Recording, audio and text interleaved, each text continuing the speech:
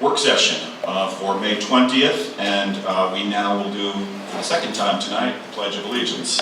Where's Declan when you need him?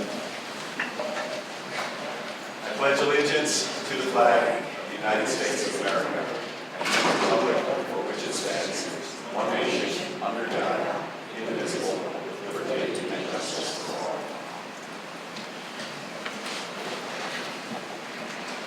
Madam Clerk, will you please call the roll? Councilmember Robin Aki, Finally present. Councilmember Marv Bean, Here. Councilmember Dave Gaddis, Here. Councilmember Jody Shirley, Here. Councilmember Rita Swope, Here. Vice Mayor Glenn Gunn, Here. Mayor Joseph Manzo, Present. City Manager Lynn Reeves, Here. Attorney Jackie Spoto Burcher, Here. Finance Officer Melanie Cruzona. Thank you. Thank you, Madam Clerk.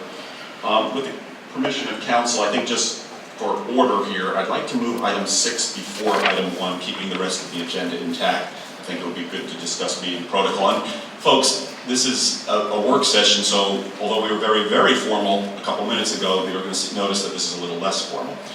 Still following the rules of order, but I want to move that forward. Does anybody have an objection? There being no objection, I'm going to move that forward. It's my item, I brought it up, and the meeting protocol, and I'm not going to belabor a point that I just made, but there was a little bit of a breakdown last time, some of which I intentionally let go. But I just want to remind council that the point of order can be called by any council member at any time if they notice any type of a rule infraction. I don't always have to be the bad guy. I don't mind being the bad guy, but it can be called by other individuals up here. So if you see something, say something. If someone is going outside of the range of where we're supposed to go, you can call a point of order, and then we will find whether that is well received or not well received. I, as chair, will do that. I believe, and I couldn't find anything actually in the rules of order, but if I call the point of order, then I have to submit it to the council for their decision as to what's going to happen. When we have a work session like this, it's typically done down below. We typically set the tables up, and people show up in short pants, and it's a little less formal.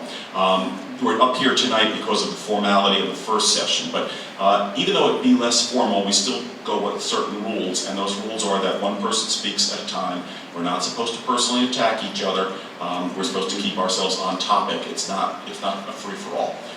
But we don't have to go through the same formality. This is our chance. Under the Sunshine Law, we're not allowed to sit in some back room and have discussions with 2 or 3 of us. This is our opportunity to have that discussion. Everything has to be in front of the community. Everything has to be in front of the clerk. Now, in the past, there has been issues where sometimes citizens have not been permitted to speak here. We're not required to have the citizens speak, but I don't feel that that's right. So I believe there has been a request from someone to speak. I believe I see that person in the audience. Do you want the letter to be read, or would you like to speak? Not now, you're not going to speak, but just... Oh, man. Man, you're going to speak. Anticipation. Yes, I just want to read what I wrote. Okay, then when the time comes, you can come up. But before I do that, I have to ask council, will it be okay if we accept comments from the audience? All in favor? Aye? Opposed? Okay, so we'll be at the appropriate time, and I typically like to do it on each item. That's our protocol for all of that. I will just ask, does anybody have any questions on that, council or in the audience? Yes. Mayor, I'd like to go ahead in section 8 or number 8 on this list, just talk about what I tried to talk about earlier. Hold that thought for 1 second. I just asked on number 6 if we have any questions on that. I'm going to dispose of that. You can make that as an adjustment to our schedule. Okay? Anybody else? Okay, so I'm finished with number 6.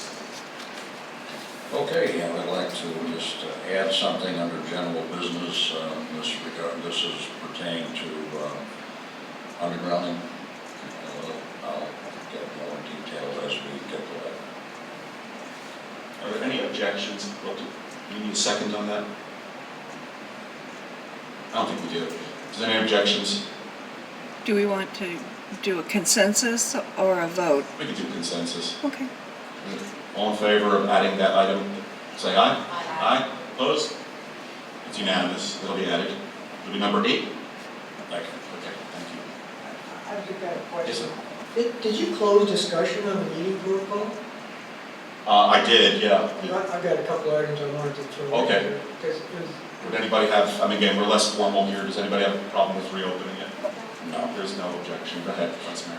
Yeah, I mean, there were a couple issues I wanted to hit on. One was, we didn't really specify things. The consent agenda, I just want to nail down the protocol for that. When we hit the consent agenda, if a council member desires to remove something from the consent agenda, so there's a discussion of it, previously the protocol had been that we request to remove it from the consent agenda, move it to the regular agenda. We finish up the consent agenda with the items that are remaining. We take a vote on the consent agenda, that's closed. Then we go to the regular agenda and we go line item by line item, have a discussion, open it up to the citizens, and then finally vote on the motion. I just want to nail down that that's the process we're agreeing on and that we want to work on in the future. I think it just makes it much clearer there. And that was my bad, and I apologize to everybody who was here. I'm still new at this, it's only my this is my third formal meeting, I guess, but I missed that one. There was a lot of changes last time on the consent agenda, and in the future, you rest assured, I will be clearing the consent agenda out. I agree completely with what the Vice Mayor just said. It does need to be cleared out, and then we move into the discussion of the individual items. So that was my bad, and I'll offer my apology on that. A second item, I just want to clear up addressing citizens' comments. Citizens' comments are opened up for items that are not specifically on the agenda that evening.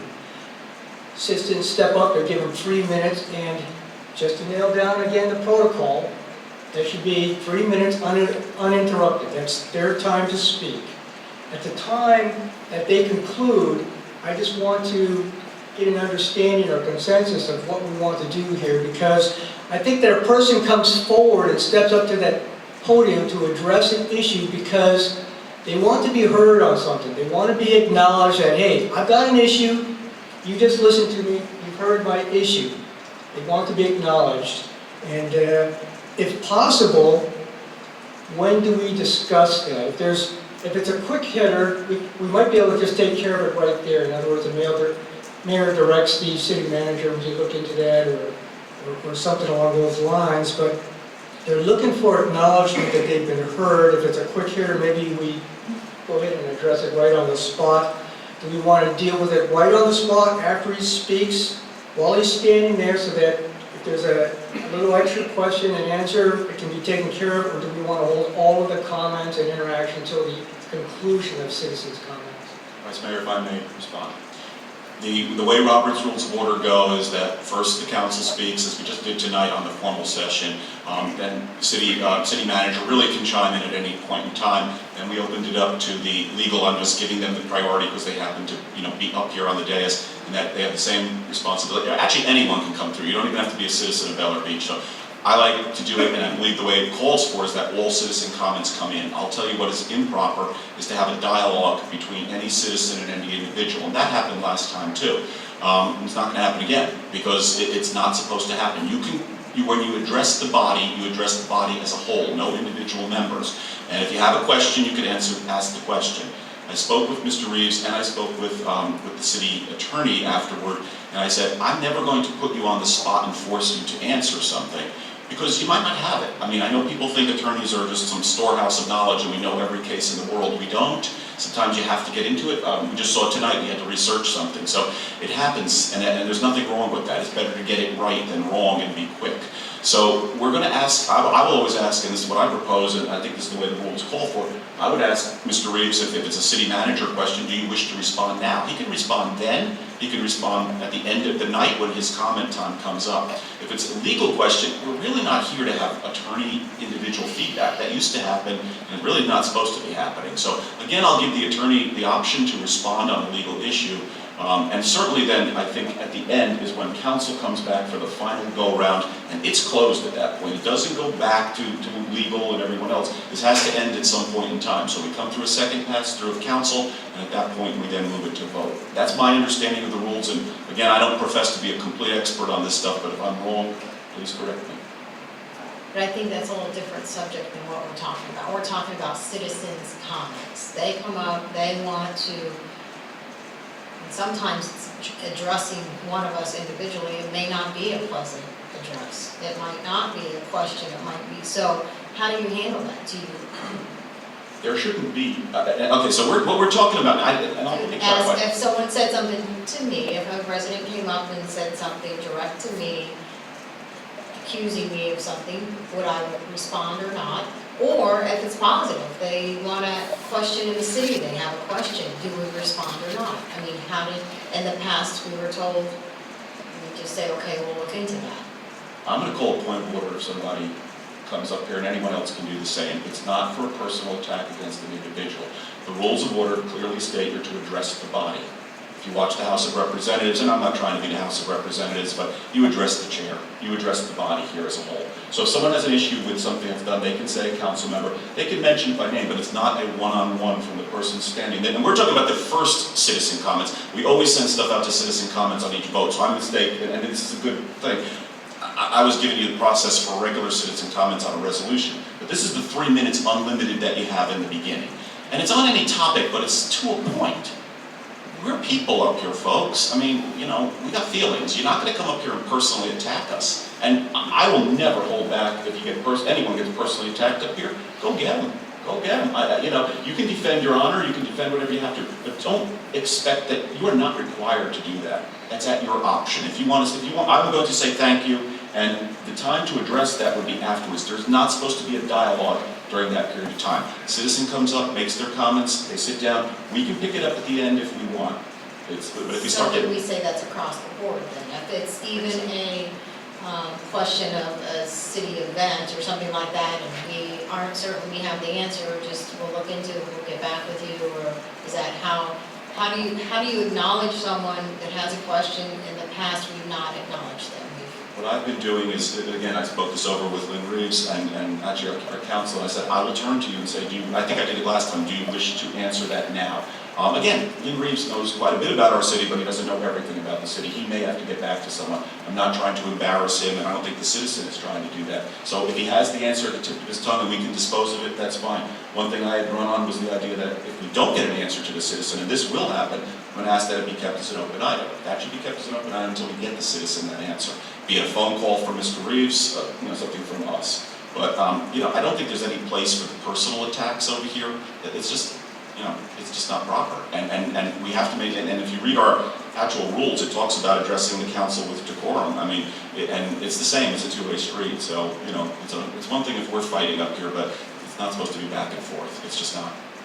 Well, just to talk about this, I think the citizens have a responsibility also. If they have something important enough to have a one-on-one meeting, and then we can invite them into the city to sit down at a table with the council member and the city manager and the resident and try to get this resolved. That would be only a fair thing for them as well as the council or anybody else.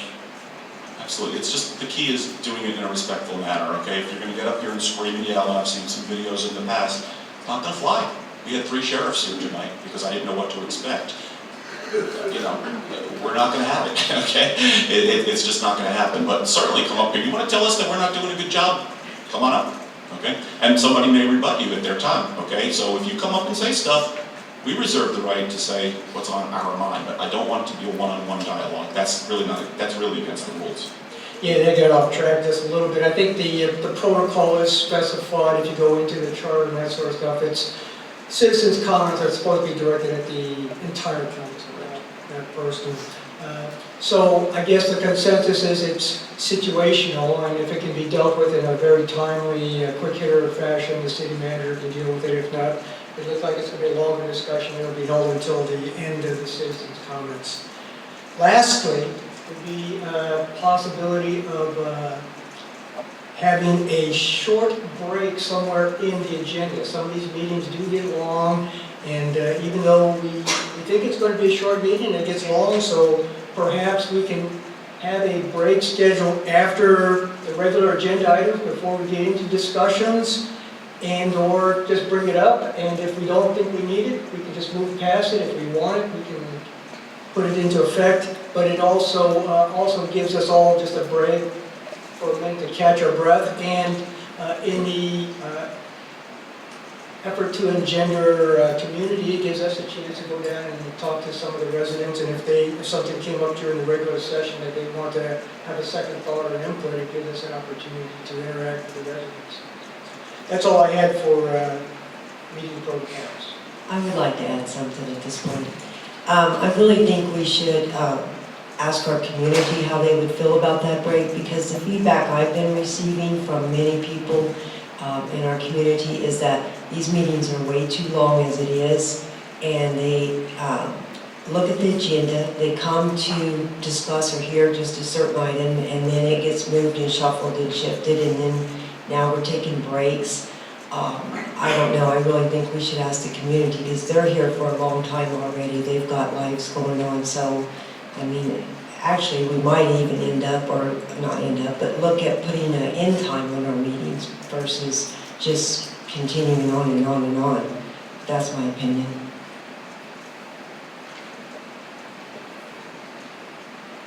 I'm not against either one. This idea did come up after the last meeting. People have to use the restroom, want to say hello to their friends in the audience, so I'm not against putting a short break in there. I'm going to say it wrong, it might be a point of privilege or something. It's one of the Robert's Rules of Order that someone on the council can make that proposal at any point in time, and we can move for a brief recess, like we just did to research that law. So I don't think anyone's going to deny it, and I hear Councilwoman Swope's comments, but I also know in talking to other mayors, there's meetings that some towns intentionally rig the process, okay? They leave their citizen comments for the last part of the night, and these meetings go on 3-4 hours, and they've talked about stuff, and it's like, yeah, come on and talk to us. No one's listening, okay? We'll do that. We will do the citizen comments up front. When I became mayor, I said, we're changing the agenda. Sheriff used to come first. I said, our citizens come first. So we let the citizens speak first. But in terms of the meetings, I've never stood to miss it every time. I look at these agendas and I go, this isn't that bad, and I've told Patty that it's not that bad, and 3.5 hours later, we're finishing up. So stuff happens. Last time there was a big, long discussion. I'm not going to curtail that. I mean, we certainly can call it a day, and we can make a motion to adjourn this stuff, but we're going to be coming back. So if people want to have this, we have to give notice then. We're going to have multiple meetings. So maybe we have to split the agenda up. Maybe we have to go to 2 sessions a month, but it becomes special sessions, and we have protocol in terms of our charter. So I'm game for all of it. I'm not going to vote against a recess if a council member needs that, but we're not trying to manipulate this to actually decrease comments in the audience. I'm actually encouraging them. So that's where we're coming from. I'm not against it. If somebody can move for it, I believe it's a point of privilege. That's like if it's too hot or too cold in the room, or there's not enough light, or my mic doesn't work, and I think that goes in there. So any council member can move at any time, and that's really the way to do it. Okay, so perhaps just leave it as a situational thing. Last item on the regular agenda is ask if anybody wants to take a break. At any point, yep. I mean, if nature calls, please call a point of privilege, and we'll do it. I did see a citizen comment, a hand. We typically don't do it, but no comment? Okay, no comment then from the citizens. Okay. Do we have any other comments on item 6? We're finished with that. So now we'll move into the discuss mayor's directive to city manager restricting staff's family members and other specified city residents visiting/entering staff administrative offices. Mr. Reeves and I both jointly put this on, so I'm not sure who's going to go first. Mr. Reeves, you want to go first? I can, Mayor. Okay. I think we had a pretty hearty discussion about this over the phone with you, myself, and the city clerk. My concern, and I told you I disagreed with it, our personnel policy discourages it, but allows it, as long as it's not disruptive. And I'll just use what I used my spouse. If my spouse stopped to see me. Well, I'm trying to think, the last time she stopped in to see me was, actually Vice Mayor Gunn was here. That was, 2-3 weeks ago? So it's not like the spouse comes every day. But in any case, in that discussion, you told me that I told you previously no one was allowed in the administrative area, and you specified no one. And what brought this forward really was an individual was in the meeting area the night of the last meeting. Who at first I didn't know who it was, but through the discussion I found out. And you told me again you wanted no one behind the counter in the offices, which you had stated previous, as I mentioned. And I told the mayor, so you were telling me my wife cannot come into my office to visit me. And you said specifically, yes, that's what I'm telling you. I stated that I disagreed with you, and then you asked me, you named some specified residents, which is not here, and we don't need to go there, unless you want to, but I don't really want to. You told me to put it on the work session agenda. So, I believe the charter says that the city manager has the responsibility of the operations of City Hall. And I believe that as long as it's not disruptive, I don't believe that we can have direction to tell us that this person can't come in here, but this person can. Or telling the resident they can't come in here. I believe that's wrong. And I just think, you know, if the city council wants to change that policy, then I think the city council as a group, not an individual, but as a group, has to pass a policy or a resolution at a regular council meeting stating they want no one behind in the administrative area of City Hall. And so that's why I'm asking this, and I want to get it clarified. Thank you. We'll take citizen comments later. We're still on council, so I've got you. We'll get you when the council discusses.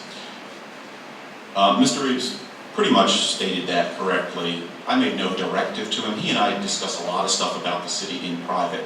And the reason why we do it in private is so that we don't have to embarrass the city. Because I think this is an embarrassment. I think it's a very big embarrassment. And so did the police chief of Clearwater, who I bounced it by.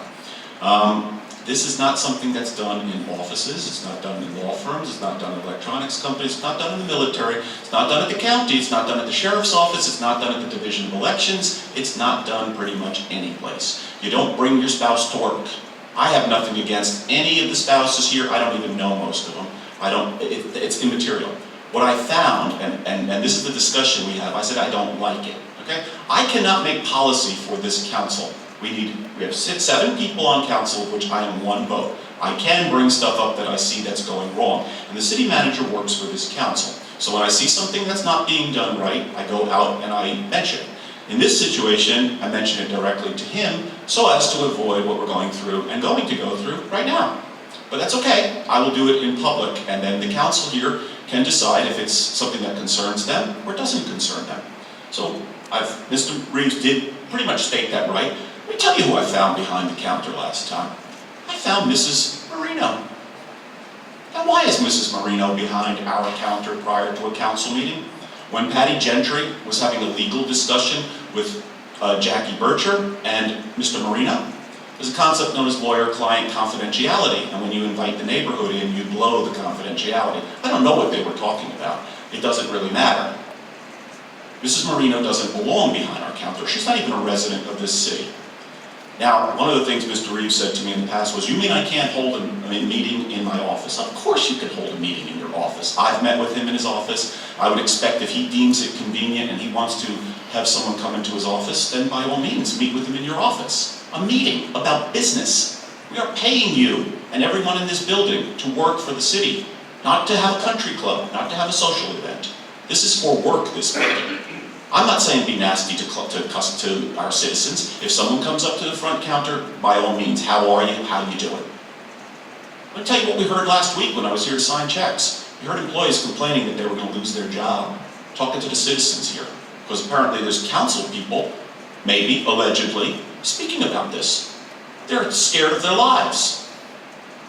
They think they're going to lose their jobs, and they're saying it to citizens. This is not the right image for what a community that thinks it's a premier community. We call ourselves a place that's supposed to follow best practices, okay? It's not best practices to let people roam the hallways. And I'm not talking the common corridor here. And by the way, the common corridor is very comfortable. We've got benches, we've got comfortable seating, we've got tables. Thanks to the ladies' garden club, we've got beautiful seats out here and a beautiful walkway. Your spouse can come and visit you during work hours. I'll tell you something. I worked 9 years at my last job before I became an attorney. My spouse didn't know what my office looked like because the company policy said you don't bring spouses to work. It was that simple. So I don't think we should allow people there. I just rattled off a whole bunch of places that don't permit this. The chief of Clearwater always likes to laugh at us, but the Clearwater laughed at us when I said this. I said, you guys let this happen? No, they don't let it happen. In fact, their employees in a lot of cases are behind bulletproof glass and glass. I don't know if we have to go to that extent, but I will tell you that in recent time, and again, we're going to air dirty laundry tonight, 2 people have tried suicide jumping off this bridge. I don't know how well they got on with that, but they tried that. These are people that have some difficulties. I don't know if they're going to come into this building, so I'm concerned about the safety of our employees. I'm 60 years old and I could leap that counter in a single bound. It is not hard to get over there. And I found out that no one's carrying firearms here. I don't think we have a security system in this building. We don't have cameras. We don't have a sign-in sheet. I doubt that we have panic buttons, and the sheriff isn't always here. Sometimes yes, sometimes not. So, other places don't do this. Largo, I believe, doesn't do it. I haven't visited them all. I don't have time to visit them all. I was told this by people. Largo, Seminole, Clearwater, they don't do it, okay? So what I'm saying simply is that I don't think this is a practice that should be encouraged. If your spouse comes to visit you, step out from behind the counter, certainly take a walk down this beautiful park that we have here and speak to your spouse. This should be a brief interruption. I agree with Mr. Reeves on that, okay? There's confidential information back there. I understand that there may be cash and stuff back there. There's computer systems back there. There's passwords. Not to mention the fact that there's financial officers probably trying to concentrate on the finance, and I doubt that, most people like to do that type of work with commotion and noise. I don't think there's any place for it. So what I propose is that anybody who comes behind that counter come by strictly for business, that it not be a clubhouse, that people do not bring spouses, friends, their dog, whatever to work. It's unacceptable. Okay, no one comes back there unless they're on city business. And if they do come back on city business, we should have a log sheet. Because dollars to donuts, sooner or later we're going to find something that there's been a breach of security or something missing, and then we're going to go back to that piece of paper, that sign-in sheet.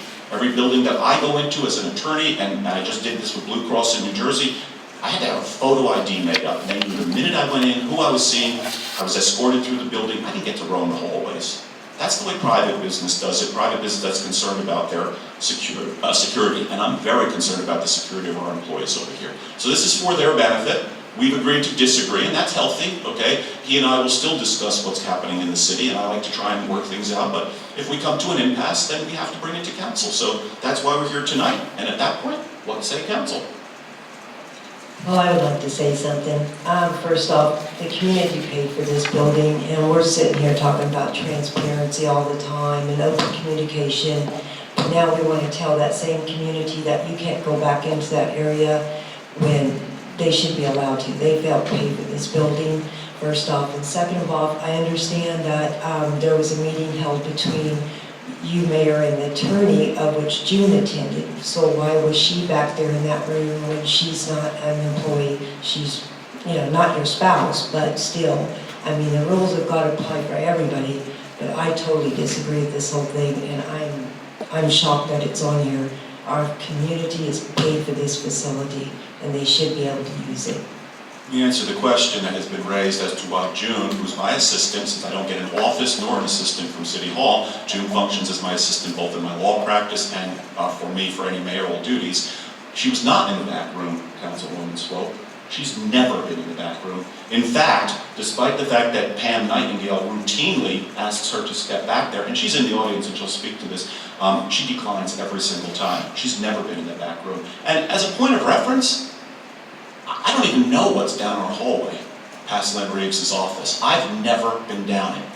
And I'm the mayor, and I've never been down it.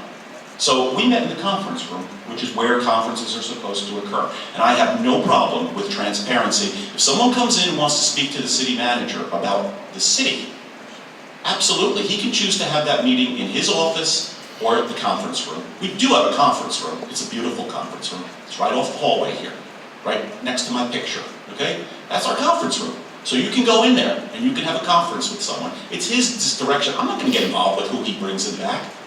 But if we're talking about our vacation or our dog or where we're going to dinner tonight, that is not city business. And I'm not saying you can't take 5 minutes and call your wife or husband or spouse or whatever. Of course you can. It happens in every business. But people don't get to roam the hallways. I paid for the White House. I don't think I get to roam the hallways, although they did at one point in time, back in Lincoln's time, allow people to roam the hallways. They don't do it no more, okay? And the reason they don't do it no more is because of, this little thing called 9/11, security. People are out there to do people harm. It's a different world. And I don't see anything good that comes from roaming the hallways. It has nothing to do with transparency. You're gonna get transparency, you're gonna get it in a conference room.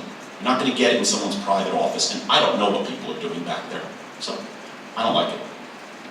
I've got a comment here. I think the governing concept here is controlled access. I don't think anybody goes into any business or government office with an expectation that you can just roam freely throughout the building or behind the counters or throughout the hallways. There should be no expectation of wandering around a government building or a place of business. That's just unheard of. I just don't think so. I think what we're trying to do is limit the number of distractions to our hardworking city staff. And again, there are sensitive materials laying around and things that shouldn't be for everybody's view or access. I do believe that the city manager is charged with the daily execution of running this city and this building. So I leave it to his discretion to manage that aspect of it. But I think the controlling concept here is controlled access. And I don't think that anybody who comes in here, regardless of who they are or their previous experience here, I don't have an expectation of coming in here and wandering through the back office there. I wait for an invitation to come in, or somebody has to show me in to see the city manager or whoever I need to see. I don't even have that expectation, so that's kind of what Vice Mayor, I think that's where there's a misconception here. I think that the issue is nobody's running up and down the hallways. I can tell you that is not happening. And I think to make that statement in any way, shape, or form is totally wrong. I can tell you, and I'm going to use today as an example, and I think Patty and Melanie can verify that. There was no one that was even inside the administrative offices at all, and that's what most days are.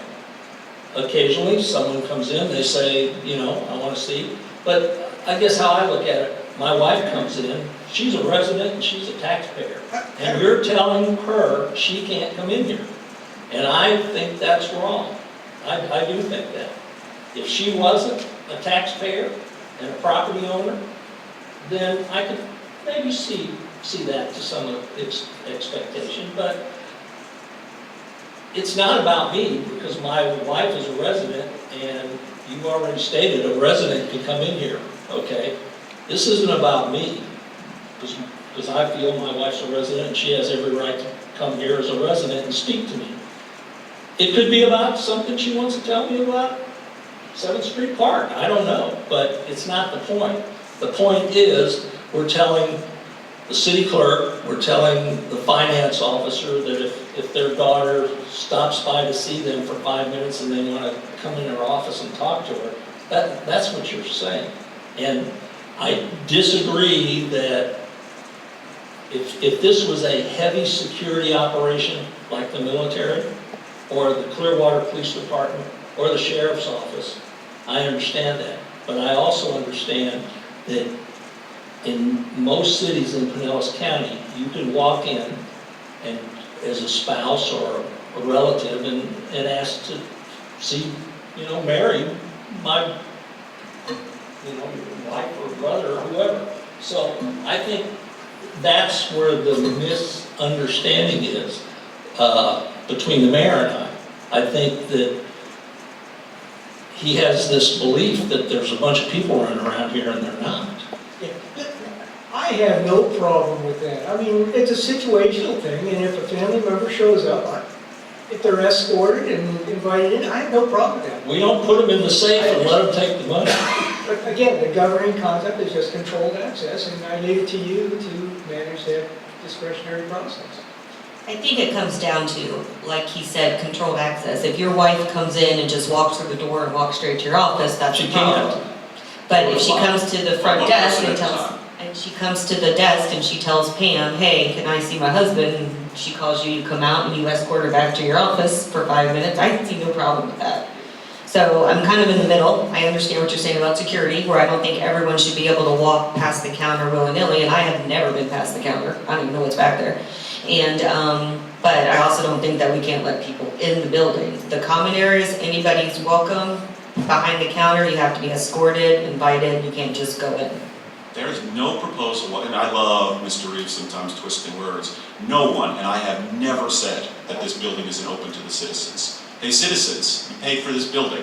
I double dare you to come up here right now and sit behind this dais. You paid for it. Why aren't you going to do it? Because that sheriff in the back's going to jump on you if you do that. You can't go any place you want. Okay? So no one's trying to ban anyone. Excuse me? You- It's locked though. I'm sorry? The door is. But they let people in, okay? They let people in to walk around. And don't say that people aren't roaming the halls, because I heard it from a former official who sat on this very dais not all that long ago. I don't think that person was lying. So it does happen, and it happens from time to time. Mrs. Marino is neither a resident of this city nor a taxpayer of this city. She has zero business behind there. There was a sheriff here, because I showed up, I had to come back there to sign some proclamations, and Patty Gentry was in her office speaking with the two attorneys, and I didn't know who the person was. I said, who's that lady? And I found out it was Mrs. Marino. She doesn't live here. Because you happen to be the township attorney or the township engineer or the guy who exterminates our pests does not give you any right to come back there. It's what Mr. Gunn, or Vice Mayor Gunn just said. It's about controlling access. So no one's saying you can't come in and sit and meet with your spouse in the conference room or on those beautiful chairs and sofas that we have outside. But to bring them in your office in front of city business, everything is not open to the public. You can't just come in on demand and find out what's going on. So I disagree that anyone should be coming behind the counter pretty much for any reason other than official city business. And it should be logged in, and we should know who's come in. We don't have a camera system here. We don't have a security system here. I would like to know who's coming behind the counter. And that's my point. And again, it looks like we have somewhat of a split, so we'll keep talking about it. I think you bring some good points as far as a sign-in sheet. I know when we have our council meetings that often that conference room door is open, and I've witnessed council members helping themselves to Patty's office, which is completely inappropriate. No one that's on council right now, but I've seen it in the past. So I think the restricted access, but if you know, you have a visitor and they're invited to your office, I mean, I think that we have to leave it to the employee's discretion. Clearly, they're not going to, for instance, Melanie's not going to give someone access to her checking account when she has her daughter come visit or something like that. So, you know, I think we have faith that our staff has enough respect for their position and their job, but I think we do need to, as council members, as residents, give them the privacy as well. We can't barge into their office, nor would, I've never been past that door unless I was buzzed in and invited in. I've never allowed myself to go back there without Lynn or Patty inviting me back. So, and I think that that should be pretty standard throughout, a standard procedure, Lynn. So I think I'm gonna just say, I'm gonna leave it to you to have some procedures in place where we have a sign-in sheet if anyone comes behind the counter, and that all the doors and access is locked, that no one should be back there unless we've invited them. What I'm basically hearing is the thing that really prompted this was a discussion that could have been legal, and the doors were open, and people could have heard the conversation. So there was a problem there. If it was a legal discussion, they should have went into the conference room. I know Ms. has been, and she has a lot of friends in the city. So I can almost understand why she was present there. I've known both of them for many years. I don't think there would have been a issue, but you're correct. I think the biggest issue is if there is a legal discussion going on, then that definitely should be done in a private room. I think that's the major focus here of what we're talking about. And that night in question, she could have easily been sitting in the chambers here. There was a sheriff present, I think Mr. Reeves was here, I know June came in here. So we had plenty of coverage over here. It wasn't like it was a dangerous situation. Or sitting right outside in the chair. So, I mean, again, each thing is situational. It's not the first time. It's happened before. I'm trying to make sure it doesn't happen again. Again, I forgot my wallet at home occasionally too. My former wife brought it and left it at the front counter. She never saw my office. Our company had to be buzzed in, and you had to bring somebody back on business. It happened for all the places I worked for. In some places like law firms, you could understand it, but I don't think we should treat ourselves any different. There's very important information back there. And it's not all, just because it might be subject to discovery in a sunshine thing or information, doesn't mean we have to go passing it out or have people hear it. How do we know that someone's not talking about something that's very confidential? Mr. Reeves gets involved in a lot of conversations with the sheriff, with the legal folks, and that's not all public information that we want to pass out. I don't think we want to talk about where the sheriff's going to be patrolling next week. That's just not what we want to do. So I really think it should be restricted. We've got a beautiful conference room. Let's use it. So I agree with Jody, though. I think, I'm sorry, Councilwoman Shirley, that we should, as a council, ask that, Mr. Reeves either change the plan or improve on the plan or come back with some ideas as to how to better control access, better control the flow of individuals back and forth there. We can't vote tonight, but we can put this way. If there's interest on this, we can put it as a resolution for next time, or Mr. Reeves can just go ahead and make some changes and get it back to us for the next council meeting. Personally, I don't think there's a need for, I think we've discussed it, the points have been well made, and just leave it at that. Well, I disagree. Wow. I think that Lynn should have some sort of policy in place that's written and have a sign-in sheet at minimum. So just a very simple, shouldn't be a big project. Yeah, I don't have a problem with the sign-in sheet. There is a policy in place that, visitors are discouraged. It's in the personnel policy. But it doesn't deny that. It says as long as it doesn't disrupt the operation, which... Well, I think this is two-part though. I think there's too much emphasis on the employee, spouse, whatever relationship. I don't think that's the issue. I think the issue is having too many visitors that feel the freedom to go behind the counter. We just need to limit. Well, they have to be, I can have a log put out there, that's fine. I think the same on the nights we have the council meetings is that, we tend to use that conference room as access and keep that door locked because I think it gives too many people access and, we don't know who's walking back there and they may stay in there when we're in here having our council meeting, so. I'd like to add, I trust Mr. Reeves, and now that this topic has been brought to light, I would like to give him a chance to make some corrections if they're for whatever's necessary. One of the things that we do where I work is we actually record people's IDs whenever they come in, and they go past the walls, past the door, past the window, whatever the case is, so that there's actually a record of it. My final comment, which is more of a question, is if security is such an issue, why aren't we doing something about adding cameras to this building? We're getting an assessment on that. We have a panic button that maybe, part of you know, I know what you do. We've had that for probably about a year.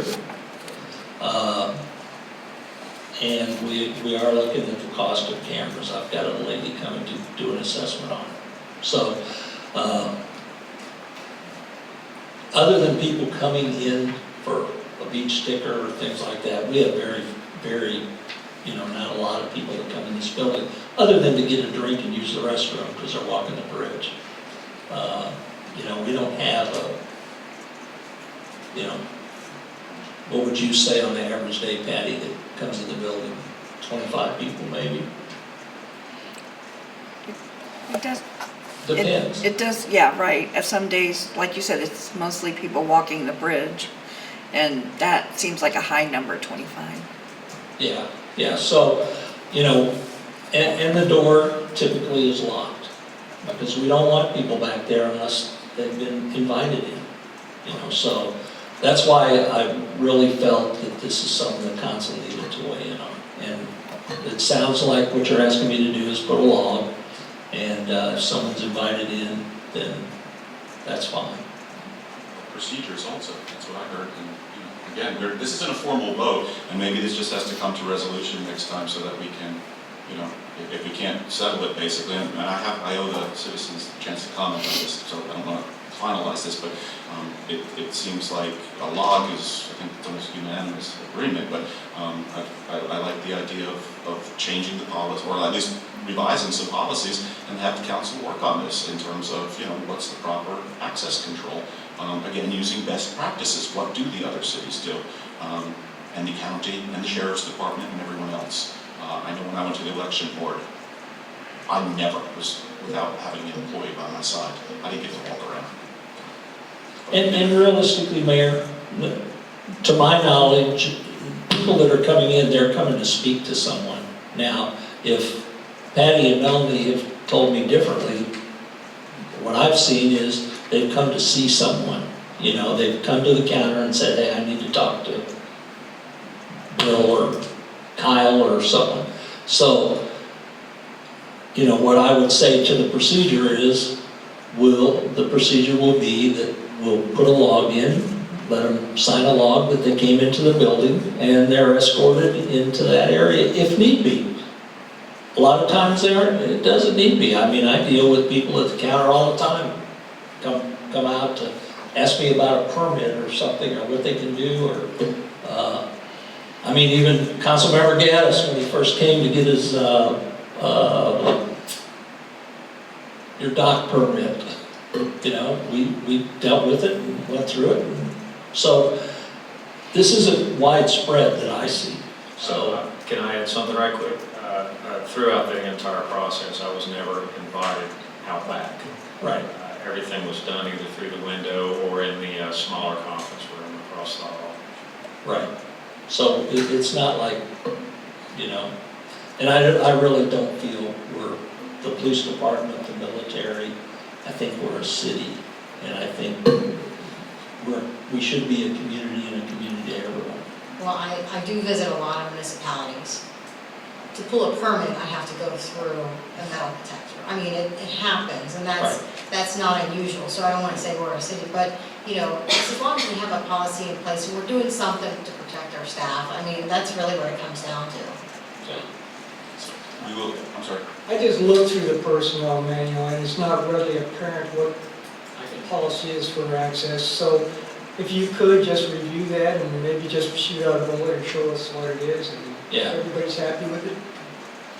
There's one incident that happened, probably maybe Vice Mayor Dunn could remember the time frame, about a year ago maybe.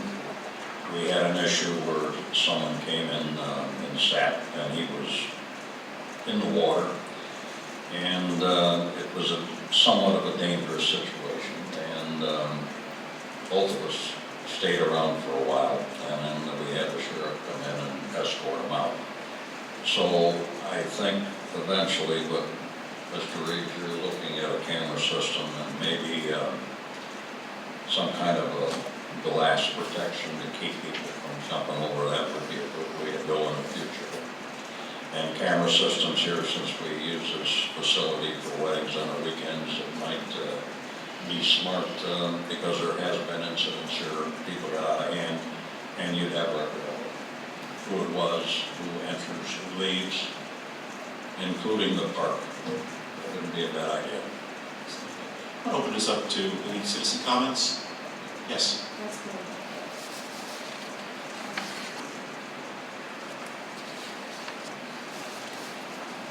I'm Kathleen Glazer from 106 21st Street. And I wanted to reference the mayor's directive to restrict staff, family, and others from visiting entering admin offices. When I wrote this, I was not confusing that with strangers coming in off the street that we don't know that aren't residents. We are a small city with very few employees. Our city employees know their jobs. If family members stop by for whatever reason and visit our city employee, the employee can manage their time and should be treated like an adult. Strong family ties breed happy employees. All citizens of Bel Air Beach should be welcomed, family or not. People that need to be restricted should be determined a legitimate, violent threat. If the determination is made through a threat assessment by a sanctioned paramilitary office, then there is a reason for a restriction of access. The decision to restrict access should be based on fact, not emotion or prejudice. And the reason I put paramilitary in there is because the military does threat assessments for cities. I've done them for the Panhandle, so I don't know where your threat assessments come from, but they are provided to every city. I don't know where from, but you can get that before you talk about, putting in all these security measures. But we are a small city. I do like the feel of the city. I like being welcomed when I come into the front office, and I don't run. But certainly if I wanted to see the city manager, I would ask to see him, and if he took me in the office, I think that would be fine. And signing a log, I think that's perfectly reasonable, but let's not make a mountain out of a molehill. Thank you. Any other citizen comments? Yes, we have two. One on the left side.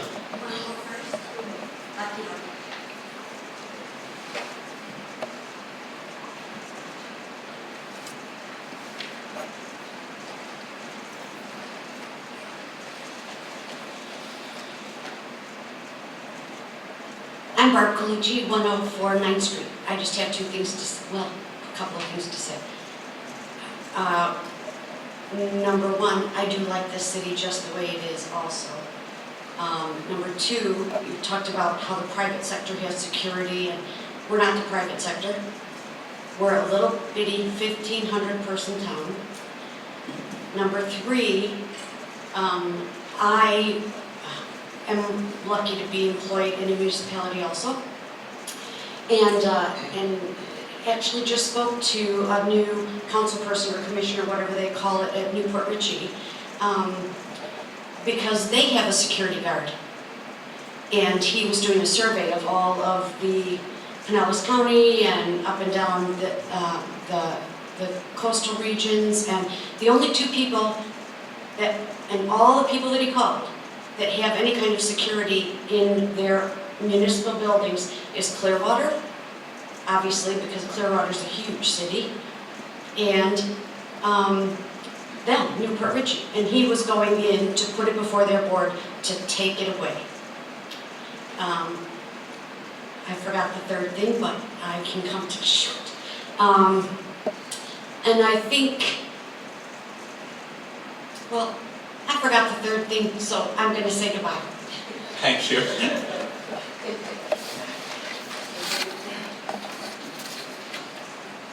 Oh wait, I remembered it. The other thing I was going to say is we spoke about how our money's going to be perfectly spent and all of that stuff. Do we have it actually in the budget to hire a security person to be here all the time? Has any, over and over I hear about how maybe we should look into that, maybe we should do that, but it's all a budget thing too. I don't know where we would come for that extra money in a town that's, number one, 1,500 people. Everyone gets along wonderfully and loves their town, that we would have that situation. And the doors there are locked. You can't get in unless you're invited anyway. Thank you again.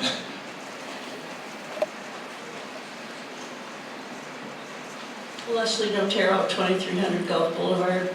I noticed on the agenda, it talks about the mayor's directive restricting staff's family members and, quote, other specified city residents visiting or entering staff administrative offices. Do you intend to specify city residents who aren't allowed back there? You asking me a question? Well, I'm asking council that, the way this is phrased. It sounds like the council is going to name unwelcome people. We just said we're not going to have back and forth questioning. With council's permission, I'd like to break that rule and answer this question. I didn't write this agenda item. I simply said we shouldn't have people wandering the halls behind a secure area.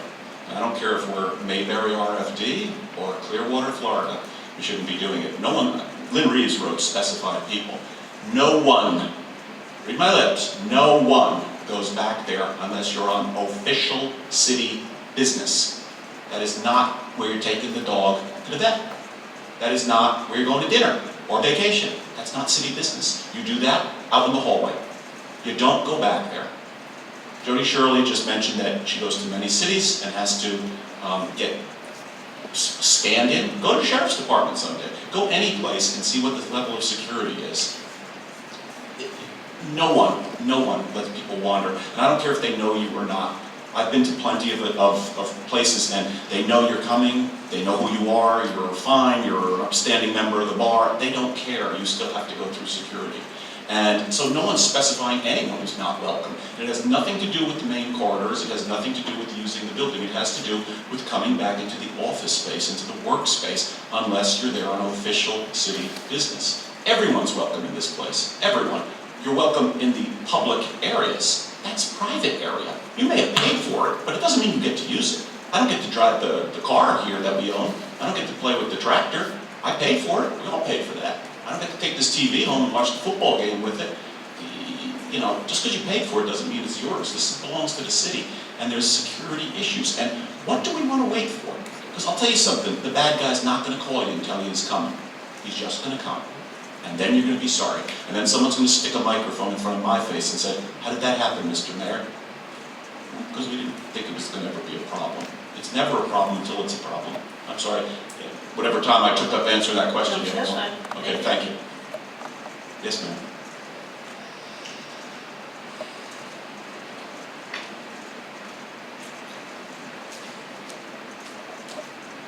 Jim Vanscoy, 102 7th Street, Bella Beach. The fact that we're even having to address this issue, having an argument over whether our city employees should be safeguarded is ridiculous. I'm a former county employee, and I can tell you that I never, not once, had to worry about my safety. Someone approaching me. Now, I've heard several times before he got in office, and any one of you, from these employees, that they had transients coming in here, bathing, so forth. Nothing wrong with them using our facilities. The problem is some of them can be emotionally unstable. Okay? Our employees at no time should ever have to worry about their safety. No time should they feel that their job should be unsafe. How can that be cost effective for this city? How can that be if one of these employees gets hurt? How can that be cost effective for these employees? We should be at every single second of the day thinking about how we can protect each and every employee of this city when they're on the clock. Thank you. Thank you. Sure. Does council have an issue with Vice Mayor Gunn? I just want to say, I kind of echo those thoughts. It's not about the residents, it's about the safety and protection of our staff here. Yeah, we're a small city, but don't be naive to think that nothing bad can happen here. I mean, 2002, 9/11 proved that. We live in a different world. And we, the good guys, don't get to choose the time or the place. It's the bad person who walks through the door. Not everybody that we deal with here in the city is happy with things we do, or are they stable people who walk through the door. It's about the safety of our staff and employees. And you come up with layered security approaches because you're trying to come up with a generalized threat. You can't deal with, well, what's going to happen today necessarily, or who's that person, or what's their background or emotional stability, and try to layer your security level, so you kind of start with things, and part of it is controlling access. That's kind of like the lowest level you start with, so that's all I want to say. Thank you. Do we have any other citizen comments? Yes?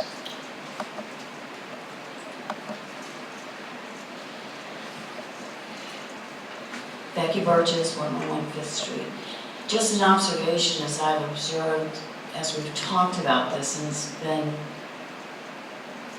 quite a bit of time on it, that the council members by far, the majority have deferred to Lynn to take care of just any changes that need to be made, letting them know what they are. And at what point can it either be taken to a vote or moved on so that we can cover some of these other things that I really want to be here to hear about? Can I answer that one? As soon as the citizen comments stop and I go through council one more time, we can't bring it to a vote tonight. This is a work session, so anything we do tonight is non-binding. We kind of do a straw poll, or we can suggest to the city manager that there be a change, and then we can put a due date or a deliverable date, which would probably be the next council meeting. I think that's where we were heading, but there were some very good comments, and we do want to hear from everybody, so, yes. I think you addressed on this issue, did you not? I did, but it seems like if you have a security issue, that's a whole different thing than what I was discussing, which was restricting family access and access. If there's a security issue, that's another topic for another time that I think we probably need to spend a lot more time on. I guess I'm seeing confusion between the two issues. We were talking family and residents, and now we're talking terrorists. Well, I know about terrorists. That's a whole different issue. So maybe that's something that needs to be on the agenda for another time, but I don't want to confuse that with restricting access from residents and family. That's all. Thank you. It's all about security. It's about security of our data. It's about security of our systems. It's about security of our operations. Mr. Reeves just mentioned, again, this is why I hate to air the dirty laundry in public. I didn't know we had a panic button, but now the whole world does. So, you know, not good to know, because the bad guy's going to come and say, step away from wherever the panic button happens to be. So it's all about security. And yes, if it causes our city manager to take another look at this, and should we put up a piece of glass there? It doesn't have to be bulletproof glass, just something to stop a 60-year-old from jumping over the top. I mean, you don't have to be in top physical shape to be able to scale that thing. And now you're in the back.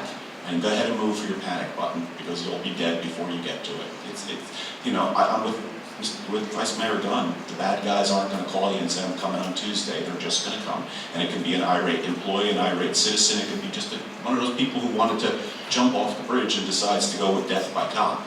There are people who do that. And they can take one of our employees with them. So, you know, it's a whole big issue. And I think that we should be, you know, just throwing this back to city manager for some additional comments and maybe resolution and discussion at the next meeting. Any other citizen comments? Yes, ma'am.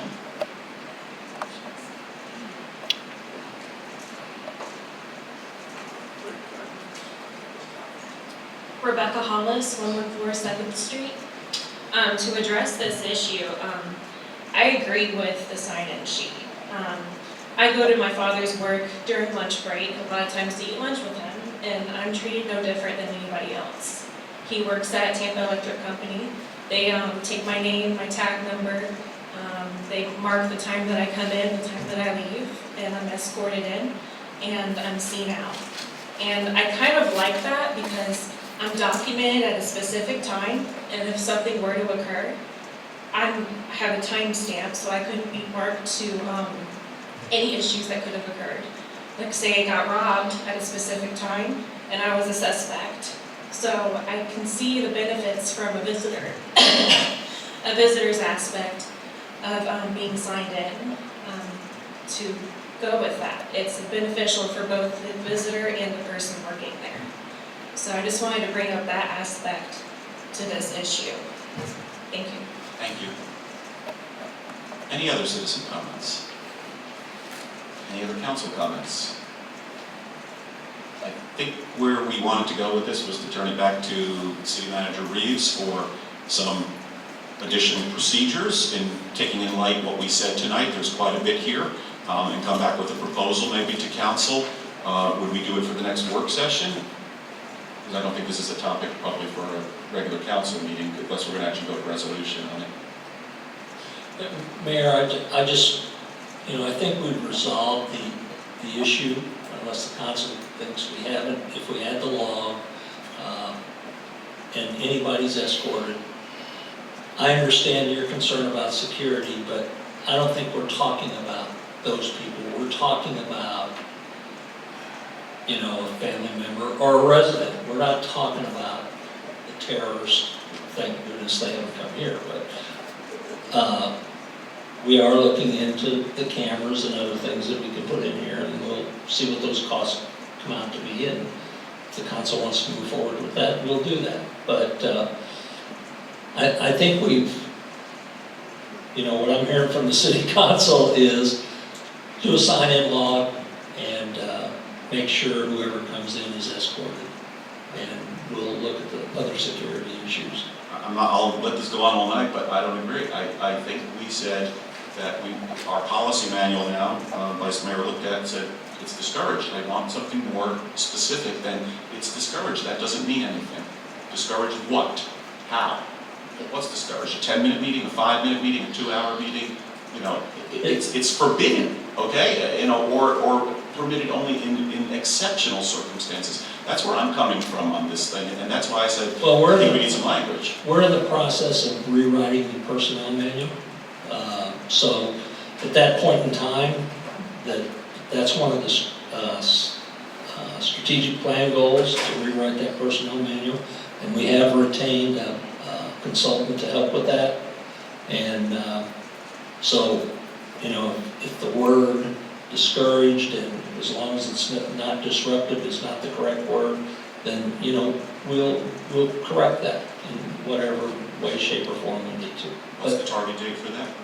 I believe in the strategic plan, the evaluations and everything are for the fall.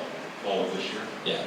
So, but we'll implement the sign-in immediately and make sure everyone, is escorted that comes into the office. May I say something? We obviously hired a city manager to run this facility in the city, so I say that we allow him to do his job and not sit here and discuss any more regarding family members and stuff coming in. I think the sign-in sheet's good. If we could move on to the next agenda item, just like some of our community members are wanting us to do. I'm going to call point of order. You don't dictate this meeting. I run this meeting. Okay? So you can ask that we have no further, well, you really can't ask that we have no further debate. You can make your comment, but you can't tell me how to run the meeting. Thank you. Any other city council comments? Okay, so that's where we're at. This will be a follow-up item for the fall in terms of what we see with the revision of the, what did you call it, the employee manual, was it? Yes, employee manual, employee personnel manual. And in the meantime, we have some immediate changes which we've discussed tonight. But if we could just put that in future calendar for discussion in the fall, probably one of the work sessions. Okay, so that item is finished. Item 2 is now the discussion of the 13th Street crosswalk. That's probably yours, Mr. City Manager. No, actually, it's Councilmember Shirley's. Okay. She asked, she wanted to discuss removing it. So. Look, I'm not in favor of removing crosswalks at all, but that landscape median and crosswalk is causing a lot of our traffic issues on Gulf Boulevard. So my suggestion is that we take a serious look at it and see if that is something that we could, would help. And maybe it is getting our engineering firm involved, but is it something that would help eliminate that traffic backup that we get there? Because it's both directions, it's causing problems, and so that was the reason I thought it would be important to talk about. Can I clarify that? Maybe we're not talking about taking the crosswalk and the safety lanes out as much as the island itself, right? Island, yes. Because you can still leave the crosswalk and the pedestrian lanes there, but take out the physical impediment to the traffic backing up at that left turn lane. Right, because it backs up there. The other thing is coming out of the beach access there, making it so that you cannot head north when you come out of the beach access. You have to go south, make it a right out only, because traffic Doesn't happen often, but if someone's trying to pull out and head north from that beach access there, it also backs up traffic, because they sit in those 2 lanes trying to get out of traffic. So there's a lot of backup that happens there, and a lot of it is a result of that landscape island. I'd like to chime in on that one.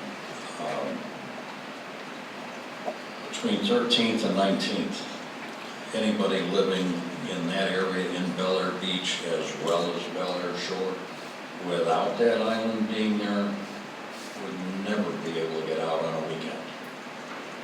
Because the center lane is the safety lane. You need to go north, you need to pull in that center lane out of Bel Air Shore.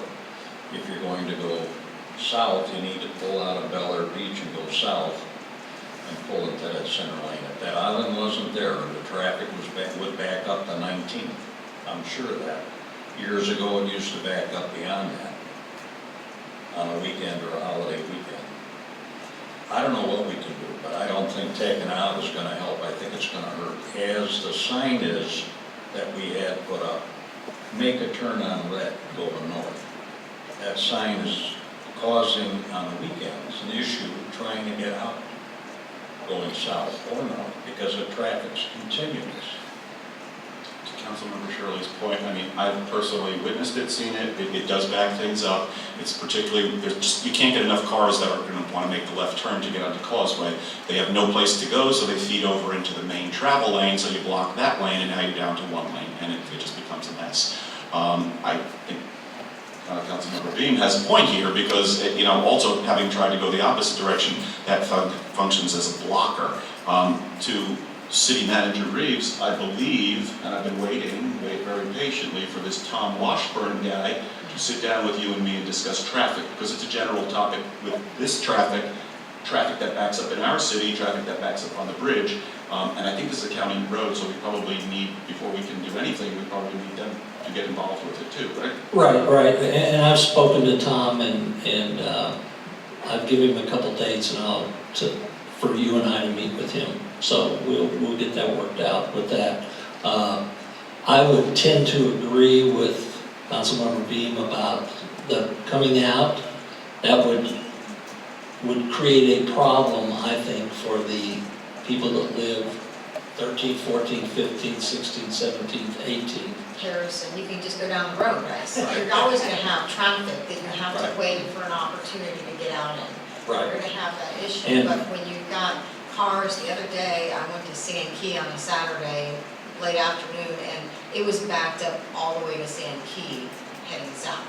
And the reason is because they just pile up right there. I mean, even if you're trying to continue to Indian Rocks Beach or south of our city, you can't, because the traffic is stopped. The turn lane is blocking up traffic that would otherwise head straight.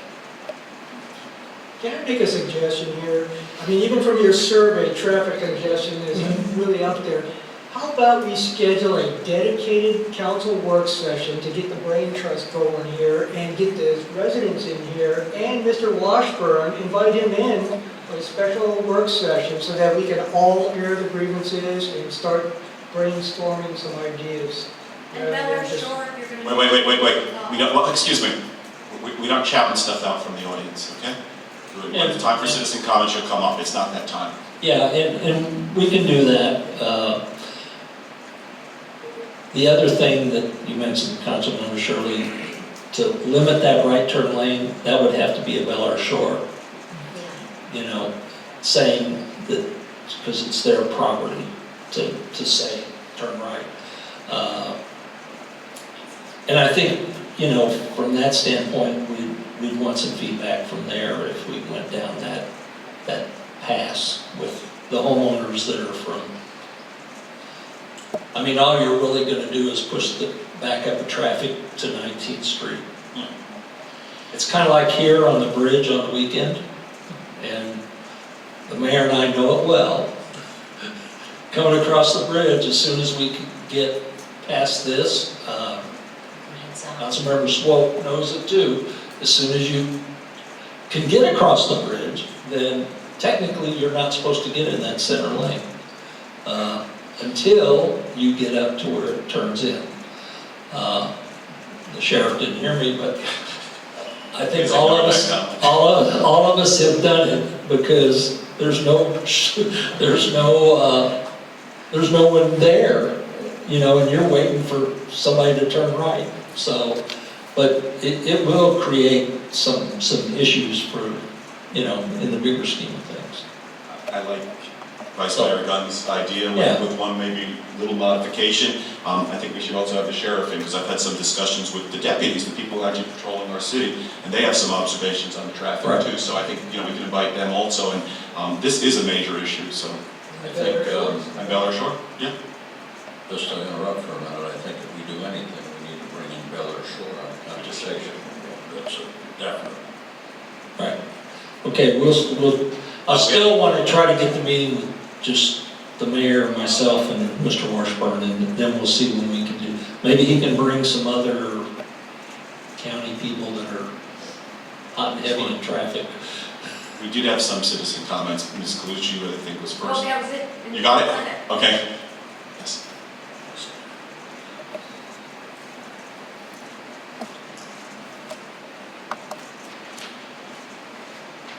Jim Vanscoy, 102 7th Street. Having served on this board for Pinellas County, you know, there's a process. And you all meeting with Washburn first, and then they will actually want to do a study. So to really put anything out to the citizens before all the information is back, you know, is kind of a wash. So you're going to want to let the county do their study first, and then readdress it. Thank you. Mr. Hansick?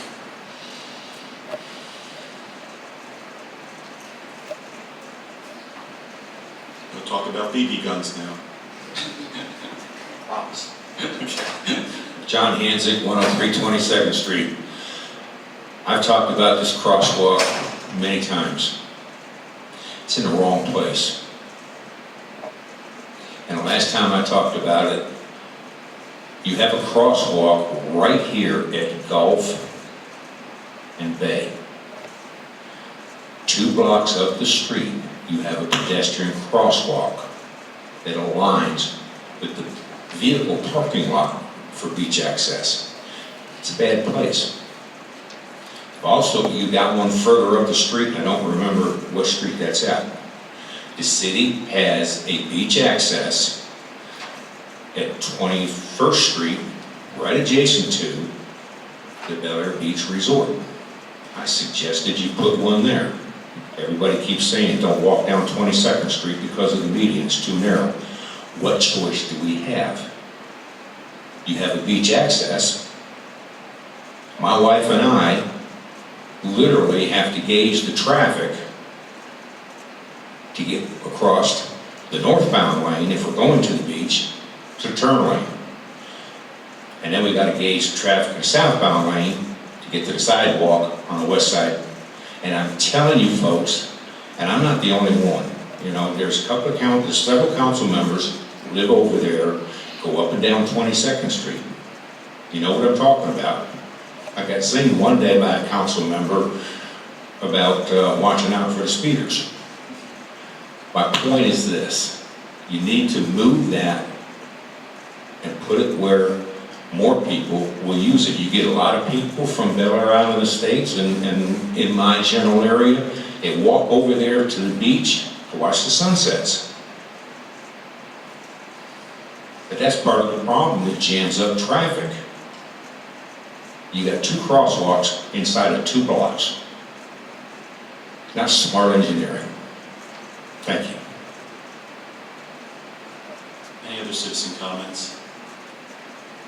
Council, any other comments before we direct Mr. Reeves to try and make this happen in terms of getting this, at least the initial meeting? He and I will, I guess, meet with Tom Washburn first, but I like the idea of getting at least something with a special work session, and I think that there's merit to the whole idea that before we invite The citizens, maybe we want to find out what, and maybe we just discussed this with Mr. Washburn, but what they have to do first, because I think we want to bring solutions out and not just, we know there's a problem, the question is how do we solve it? Are we in agreement on that? Yes. Okay, I think I hear yes, Mr. Reeves, thanks. I hate to do this, folks, but I'm gonna have to call one of those point of privileges. I need about 5 minutes here, I've had 3 Cokes. So I'm gonna ask if we could do a 5-minute short recess here, and or in absence of that, if you deny me, I'm gonna have to turn it over to Mr. Gunn here for a couple of minutes on the holiday decorations. Do you have any objection to a 5-minute recess? We've been here for 2 hours. Okay, 5 minutes then. It's 7:06, so we'll be back at 7:11, okay? It's okay. Ladies and gentlemen, we're back on the the work session of May 20th is back in session. The next item was discuss holiday decorations. I'm guessing this was Mr. Reeves? Yes. Okay, thank you. Yes, Mayor. At the last meeting I gave you, and because I thought maybe some of you might not have brought them with you, so I printed you another copy just to be safe. I just wanted to get some feedback, if you had any choice thoughts of what you would like to see on our banners, because the banners we have are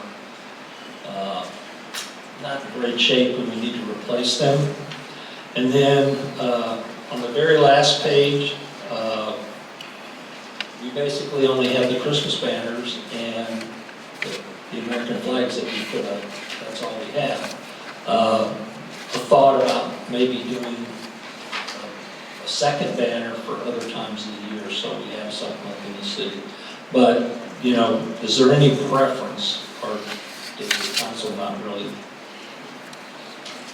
have any input on it? Are you asking us what style we like, or? Yeah, do you like the red, the green, or the third one is, it says Happy Holidays on one side, and the second side it says Seasonal Greetings on the back of the banner. So I'm just asking for some input. I like the third one. The season greetings on one side and happy holidays on the other.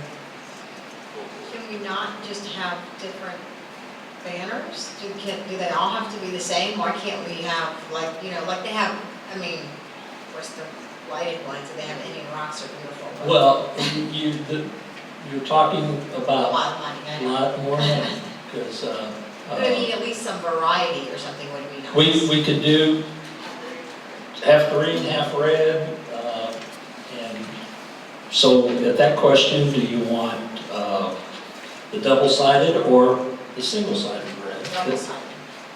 And the other half green? Green, double-sided. Yeah, I can ask them if they can do that double-sided. And then, I don't know what your thoughts are. Do you know what these cost? Uh, Approximately.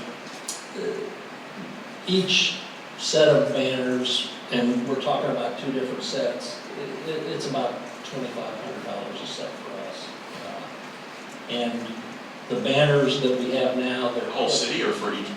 No, for the whole city. Oh. No, they're about $65 a piece. So, and we got a quote for, I'm blanking, like 40 banners, you know, because we only put them mainly on the main street, on Gulf Boulevard. But the banners that we currently have, they're in probably beyond their useful life. They're in pretty rough shape. And we'd have to, these are a little bit shorter and smaller. You know, they're not as tall as those. We'd have to modify the holders, but we've done that actually since I've been here one time before. We adjusted them because at one point they were like this all over the place, and the American flags, we tried to straighten them up the best we could. I think it was about 2 years ago, Patty, maybe. So I think this is you know, something we've been paying money to a vendor, which amounts to about $6,000 a year to put up Christmas decorations, but the banners were ours always. And my position is, and I believe the city staff can wrap the trees out here, we just go buy the lights, and I think that one stanchion, we could come up with something else at Christmas time, instead of the big sign that says Happy Holidays, that half the time didn't work. Maybe we put up a bigger Christmas tree in City Hall and light it, you know, in the hallway, or something like that. So I heard you say a couple of things, that currently the grommets that we're hanging the flags from and the current holiday decorations are the same size and use the same brackets. We can use the same brackets, all we would be doing is we'll buy, I call them the pole extensions, that the banner slides on. I was gonna say, so we need to be certain that we can use what we have Oh, already no, for I'm- brackets and we're not. I'm confident we can use those, that's not my concern. We just need to replace some of those poles that we have, and we're gonna have to adjust them maybe shorter, because the other banners, I believe these are, well, 38 inches, and I believe the other, those cloth banners are something like 4.5 feet. We'll just shrink them down. So, to give you an example, if you go across the bridge to Bel Air Bluffs, that would be visually the size of the banner we would put up. So basically all you're doing is sliding the bracket down, putting a new band around it, and getting it closer together. Mr. Reeves, you mentioned it would be primarily Gulf Boulevard, but one of the areas I think that we underserve, and I'm not going to take credit for this idea. This idea was given to me by Dr. Ward, who had a great idea, but I don't think we could afford it probably in 10 years. But he thought, you know, if you go to Clearwater, you come over the bridge, and we're not Clearwater, I got it, but you know, you have all these beautiful palm trees and it's lined, and you really feel welcomed and led into the city. Can we maybe utilize these banners, particularly when I see the Welcome to Bel Air Beach banner? Can we use that coming off the Causeway Bridge here and line, or you know, at least get some on this street welcoming you? Because it's not so clear that you're here. You might miss our sign, you know. And this Well, we do put them on Causeway, Right. so, you know, I could discuss that with the county as far as those lights, because we're kind of in the council members know that the county tried to tell us that we own the lights on half the bridge, and we're putting a savings account away just in case, but my position is that's a county bridge. We might have to help pay for the maintenance of the lights, but they're not really our lights, but that's a battle for another time. So I'll ask that question if we could put, because these brackets really, they're just banded. Now, the lights that are across the bridge from Bel Air Bluffs, those poles were built with those things in them. You know, the poles that go down the city. So, I mean, we can check into that further. We just need more banners. Do you have any other council comments? Citizens? No comments from the citizens. So what I'm hearing is Go forward and. red and green mixture, double-sided, and then we'll Stagger them and check for Causeway. check for Causeway. It's going to be a consent item on a future. Yeah.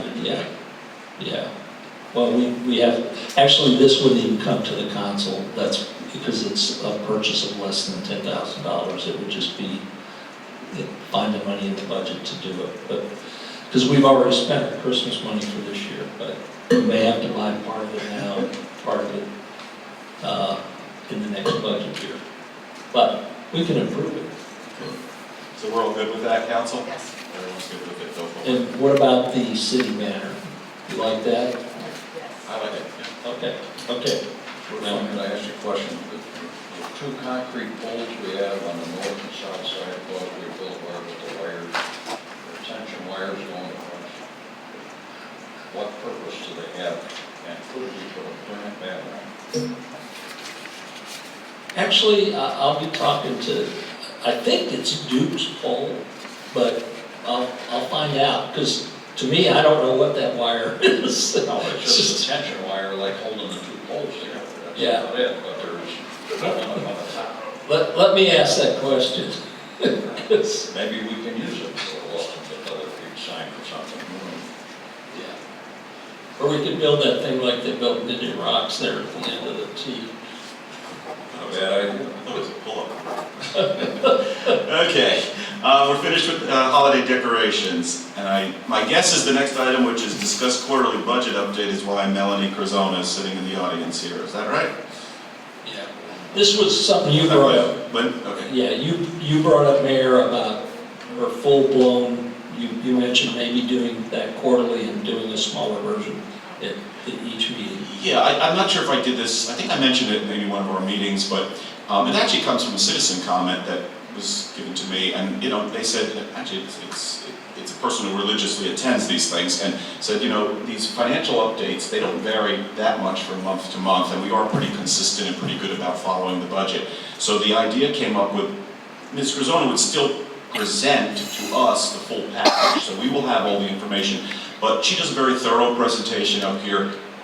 Maybe make that a quarterly presentation, and then on a monthly basis, just make it a brief presentation. Just go over the highlights, because we keep saying, I'm getting a thumbs up. We keep saying that, we should be at 60%, and look, we're at 59.5. Well, that's wonderful. So we don't have to spend, again, to try and move these things along, we don't have to spend a ton of time.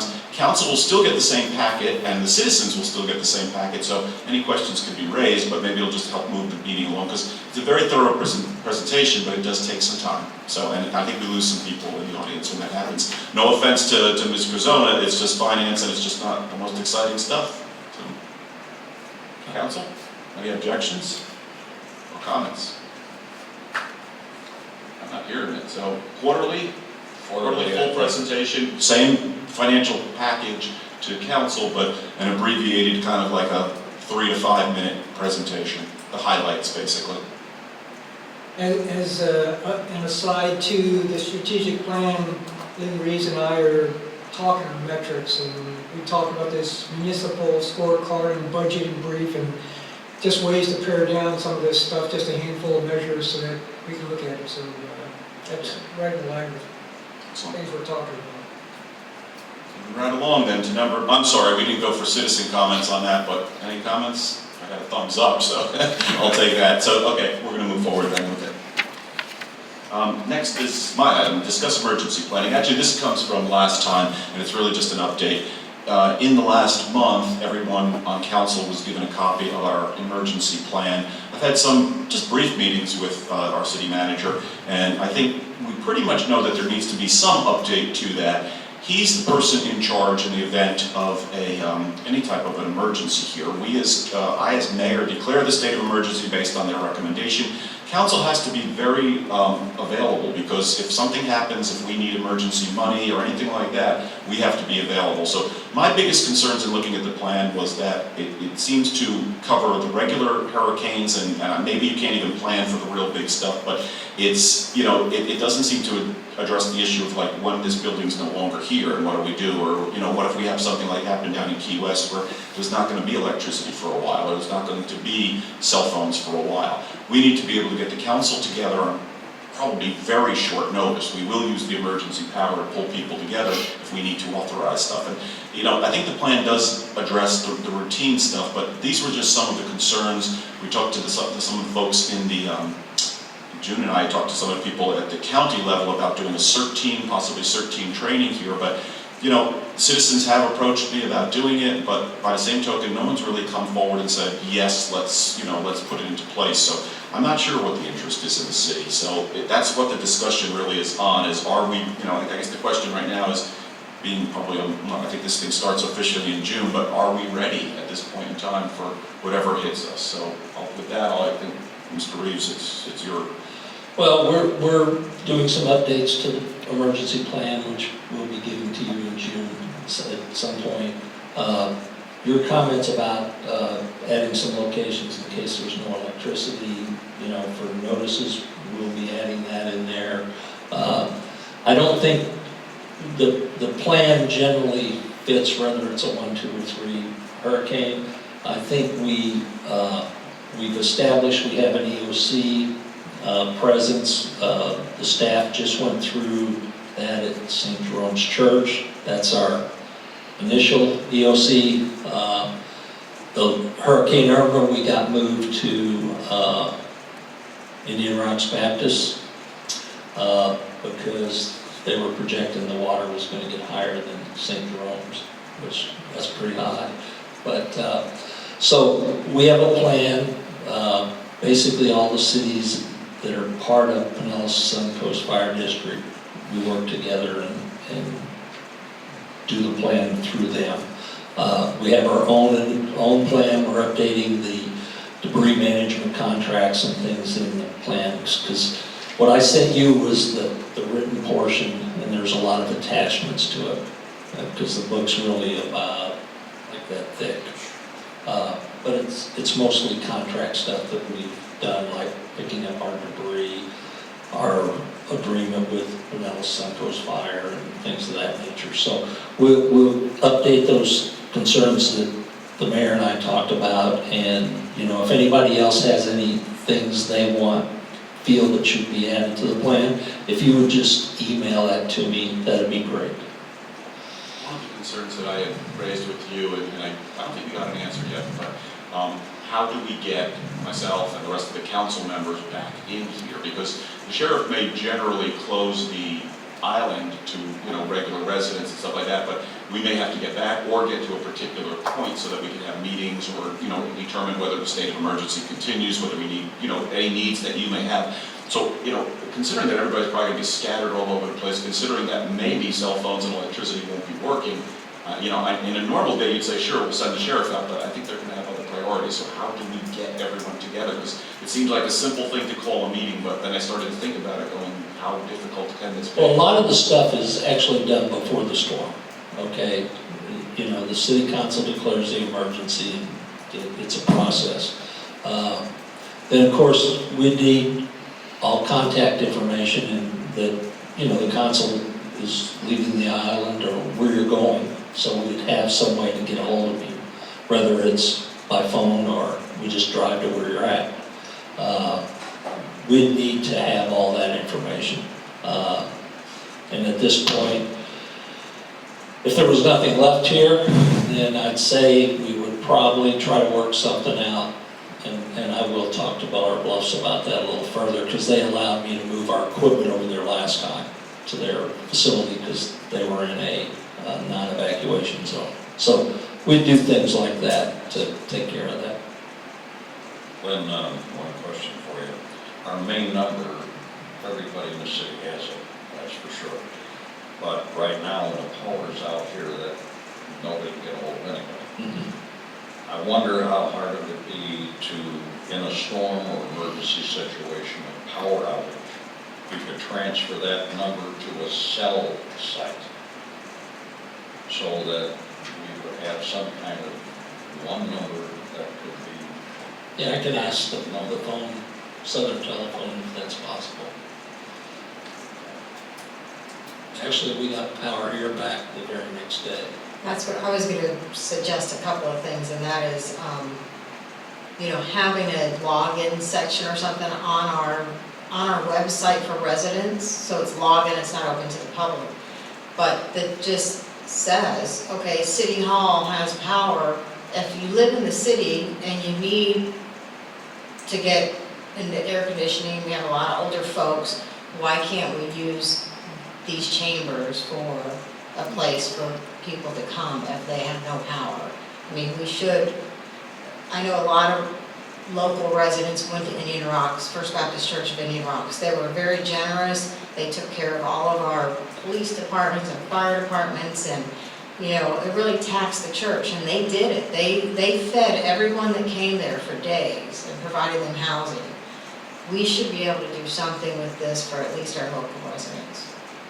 Absolutely. Because I was a week without power.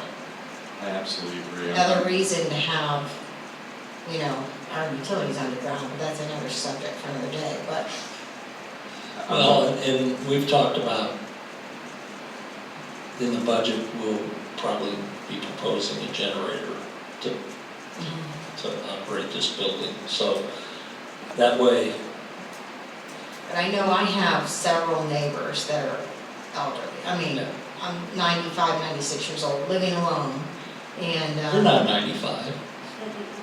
You just said you were. I have several neighbors that are, I said. That, so, I mean, clearly, it would be nice for them to have somewhere to go, you know, because they don't have family in the area, that sort of thing. So if we have no power, at least they can come in with air conditioning and relax. But we gotta have power too, so that's. I know, well, City Hall had power and no one in the city knew about it, so it would be nice to be able to share that information.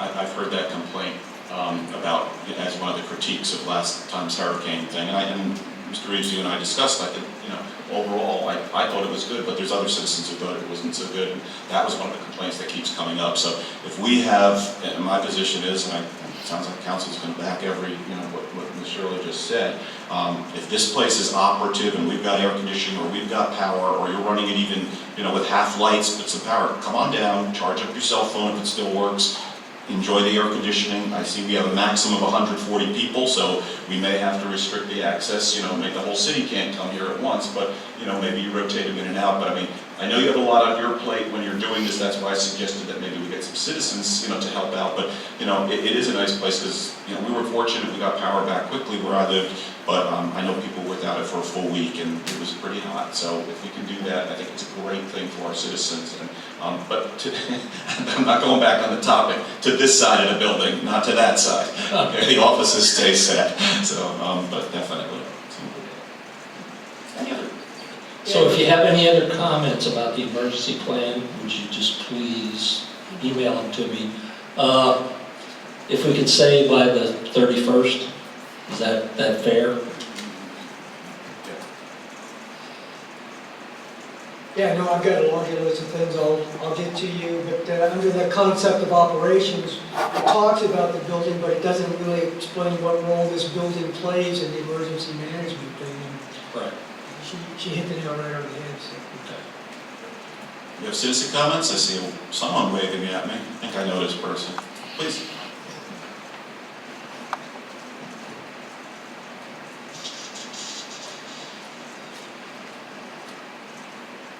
Jim Vanscoy, 102 7th Street. Keeping with the theme of having a plan in place, we also have to remember when we open up this building, we have to have some basic things in place. First aid kits, somebody who has first aid instructed, you know, been certified in CPR, something. We have an AED machine out there. How many people in this building right now have been trained on it? You can't get across that bridge, what can you do? You're gonna just let the person die? Those are the things that I think that this city should take a look at, maybe form a committee that's willing to take a look at this manual and anything else. He can't be expected, the city manager can't be expected to cover everything. And even Pinellas County itself, every year, every single year, the sheriff department, every single year, they review their plan. He cannot be expected to cover everything, to catch everything. It's not fair to him nor anyone else in the city. I think a committee should be put together with all they do is give recommendations to the city manager and this council on what they see some loopholes could be in the safety of any of these issues. Thank you. Thank you. Any other citizen comments?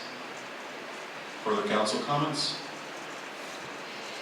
I like the idea of a committee. We've talked about it. I think that was the one thing that was somewhat absent on the results, on the survey. We didn't ask about if somebody wanted to do that, but it's something we can do with an email and see if there's any interest. I mean, you know, again, this is people, I think we have a person in here who has some significant experience, someone like that, someone who's done some of this stuff before. A gentleman out here is waving his hand. I mean, we've got people who have some good background here, and if they're willing to, you know, give some input, you know, just the ideas we've thrown around, every one of them will make this plan better. And, you know, again, it's not about who gets credit, it's about making sure that the city runs as best as it possibly can. We're a little city, and that much we all agree on. And, you know, in terms of, I think when we get to the priorities, you know, this is where the residential only really hurts us, because we don't have schools, and we don't have hospitals, and we don't have airports, and we don't have all the other stuff that makes you a triage candidate for FEMA to be first in line for relief. We're all residential, and that's not going to be as great a priority, I don't believe. So we need to kind of fend for ourselves over here, and I agree with Ms. Van Scoy because, city manager is just one person. He's got a very limited staff, so we can't staff up with hundreds of people in the event of a hurricane, so that's where our citizens, to the extent they can help, will help. Mr. Marino has already said that we're insulated in terms of liability, so if people can help, I certainly would welcome it. Anything else? So 31st of this month for comments to Mr. Reeves, and then you'll get back to us next month with a revision on this, or some ideas Yeah. for work session? Yeah, we'll give it back to you, because it's one of our objectives that's got to be done in June. When does hurricane officially start the season? Is it June 1st? It starts every year, June 1st, runs to November 30th. And we are working on having a preparedness, I'll call it, open house in June. Right now, it's scheduled for the 20th of June, and we'll be putting something out shortly. Okay, so that closes that item. The next thing, and we have one added item from council member Beam, which is item number 8. So we're going to go with the general business, which is typically where we go by council person, see if there's anything. Again, it's not as formal this time, so it doesn't really matter how much who starts, but any council members who have any issues, please, this is the time. I've just been on the Nextdoor app and I noticed there is some issues, I guess, with how we are trying to get the sheriff's office to deal with the traffic congestion, which seems like on the survey, a lot of people agree is a big problem. But I guess some of the citizens are upset that by doing that, by making the sheriff sit there and try to ticket people speeding, that it's taking them away from their patrols. And as a result, there's been, I guess, more issues, or I guess nudity issues. I didn't know that that was a problem, but nudity issues in the city, and they're concerned. And so I just want to bring this up so we make sure we address the residents' concerns. And we should probably all be watching the Nextdoor app because the residents seem to voice their opinions very freely on there. That way we can make sure we can address them in the work sessions and the meetings. That's all. We're watching the Nextdoor app, trust me. The citizens are watching the Nextdoor app, and I'm fully aware of the comments. I'm fully aware of the people who made those comments. I'm also fully aware, in my opinion, of the irresponsibility of some of those comments. I'm not going to go into particulars. However, no one on this council, nor has this council ever instructed the sheriffs to back off in their enforcement of the law.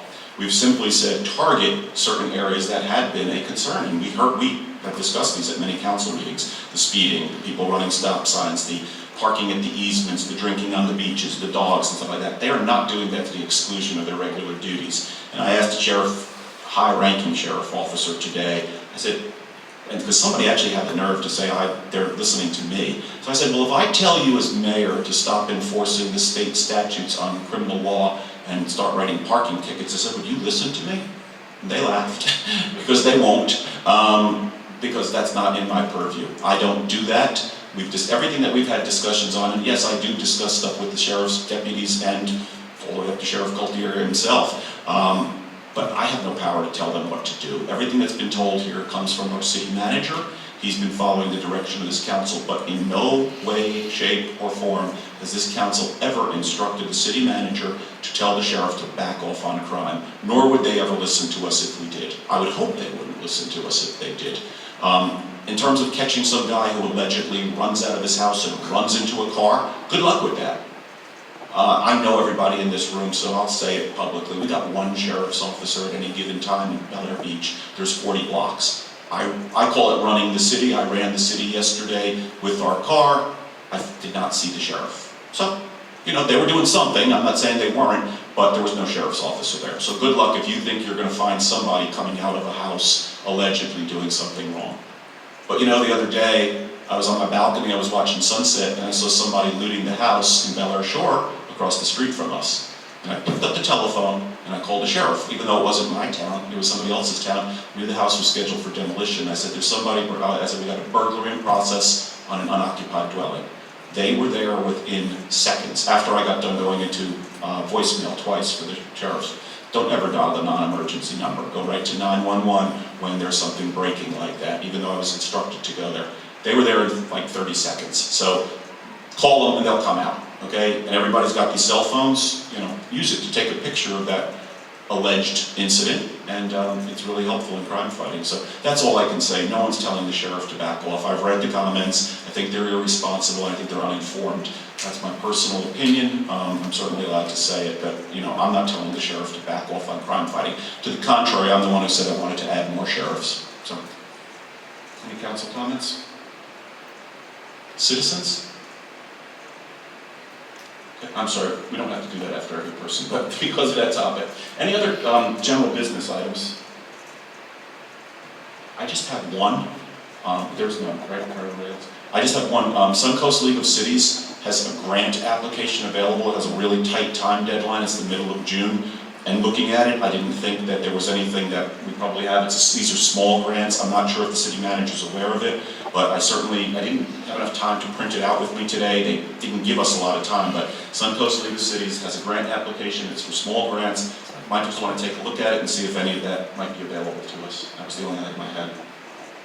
Yeah, I'm aware of it. You are aware of it? Okay. But it's not really. I didn't think so, yeah, but I just if you didn't see it, I wanted you to be aware of it, because you and I haven't spoken since I noticed that.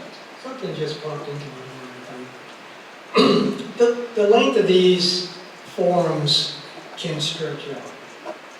Part of the issue is sunshine laws, okay? The only time we can have thoughtful discussion on issues is when we meet as a forum. So, gee whiz, sometimes it does last more than an hour or 2 hours, and unfortunately, that's what you signed up for when you were elected to council. So, that's a commitment you made, and previously, council came in, rubber stamped issues, and they're out of here in an hour. But this is the first time I've seen thoughtful discussion on issues, pro, con, whatever. So, hey, you signed up for it. Let's get the work done. That's all I have to say. Thanks. Thank you. Okay. Mayor, Yes? I just want to make sure everyone saw this is the survey. And we'll have more discussion about this another time, but I just wanted to highlight a couple things, which I expected them to be. Stormwater, traffic congestion, and street curbs and code compliance. Those are the top things that came with that. I did want to mention that the residents do want some picnics and holiday celebrations. And something maybe outdoors. When you see those numbers there, they don't add to 100%, and the reason is that's the number of people out of the 128 that replied, that's the percentage of them that replied that they wanted that. But something that was kind of interesting, as far as volunteers, it was basically no, and that came at the last survey when we asked for board volunteers. When it came to sponsorship, that was a really big no. So I think the sheriff's doing fine and the city staff are doing fine. And when you look at the children, that number was mainly to tell you that when you see the rating score, it means that the majority are between 1 and 2 children in a household of all the children that were surveyed.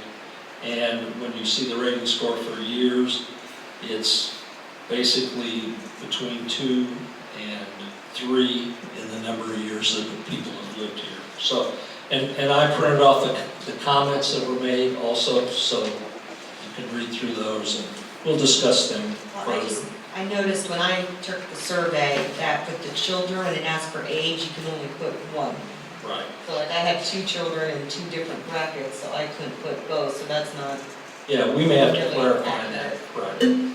But I think overall the survey, I think there's 138 responses. That's a pretty low number considering, but that could be that, as I've said before, that our email list is got doubles and triples of the same people in it. And people that don't live here, because how they used to capture that email list. So we'll try again with that list and see if we, maybe sometime this summer, we'll send a postcard out, hey, sign up for the new email list, we're gonna do away with the old one, and maybe we'll get a few more addresses. The email list that you have, I'm just telling you from the election, I mean, I had people reading it in Russia. I don't think our residents were there, so really you've got about 200 to 250 residents, so if you got 110, 120, you did pretty well. You got about half of the people. Yeah, I figure that email list is about half, which you just said. It's any more than that. So I just wanted to, we'll be discussing the city picnic tomorrow at the Park and Rec Board, and we'll see where that goes. 2 o'clock tomorrow if you want to come to that. Yeah. Talk about what kind of mustard we're going to put on the hot dogs. French isn't. You got to bring that up to them. All right, any other general business? He's last. Marv last because he's item number 8. So we're clearing the general. I'm clearing the item here, general business. So next we come to Mr. Bing's comment, number 8. It's the add-in item. All right, the add-in item, this is to do with undergrounding. I'm sure there may be a few questions from council members that don't know the full history. But basically, we are undergrounding Bellevue Island Estates up to Bay Shore and 22nd. We had plans originally to go all the way to Gulf Boulevard and hook to the main line. With the way things are going, the contractor has saved us enough money so that we can go ahead and underground from Bay Shore to Gulf Boulevard. It would be within the budget. The problem is they are basically finishing up this week with the undergrounding. I think the main line undergrounding is finished. They're just finishing up the branch lines. So the equipment is still here and they can do that boring probably before Friday. It makes sense, it's cost effective. We've got a good price on boring. We have 1,300 feet of conduit left over from Duke Energy. We could be putting that in the ground. Most of to get back in a little bit of history, most of the power, I'd say half of the power failures were caused from failures between Gulf Boulevard and Bay Shore. Due to wire failure, due to transformers blowing, whatever. So it would be smart not only to put that feeder in, but it would also help us put our pumping station on a main feed right along with this process. So we would be assured of less power outages unless we had a major storm that would take out Gulf Boulevard. So the thing is, we need to get permission to Lynn to move forward unless we can go ahead and do this.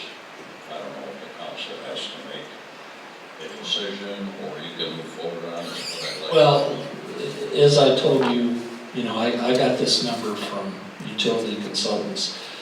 That is money that's still in the contingency portion of the contract, so we wouldn't be adjusting the contract. There's, I think, I don't remember, well, I know several of you were on the council when we approved the contract for the utility undergrounding. So this is money that's already in the contingency of the existing contract. I don't know, or I won't know till tomorrow, if 2 conduits will suffice. I've asked Duke, I spoke to them this morning, and he's going to get back to me tomorrow with if the 2 conduits that we put in the neighborhood will suffice for the area from Bay Shore to Gulf. Until I have that answer. But if it is, the contract's already been approved by the city council, and there is money in the contingency for me to at least put the conduit in. And I do expect, I don't know the number yet, but I do expect Duke to give us some credit because there's been a change that they're going through the PSC for right now. And and I'm hoping somewhere around $50,000 that they'll give credit to us, which would pay for that connection. So, at this point in time, if I get a good situation, then what I would probably want to do is ask the council, as far as dues issue, to hold a quick special meeting, take 10 minutes so I can tell you what it is and you approve it. I have one question, because everything, according to what Councilmember Bain said, and you, I think we're good for our contract and we're good for the benefits to the city and citizens. Right. My only concern, and I wasn't on council, so this is a question, it's not an observation though. What was the agreement with the citizens? Because now, okay, we can have citizens, my concern is that a citizen come back and say, hey, you saved money, now you went and spent it, I didn't tell you to spend it there, I told you to underground Well, my neighborhood. and I think that needs to be discussed among those. There's a citizens committee that I meet with generally every month, and there's 3 people that they kind of put as a group. Vice Mayor is well aware of that, and so is Councilmember Beam. And I've kept them updated on the project. So I think that would have to be determined from the citizens group.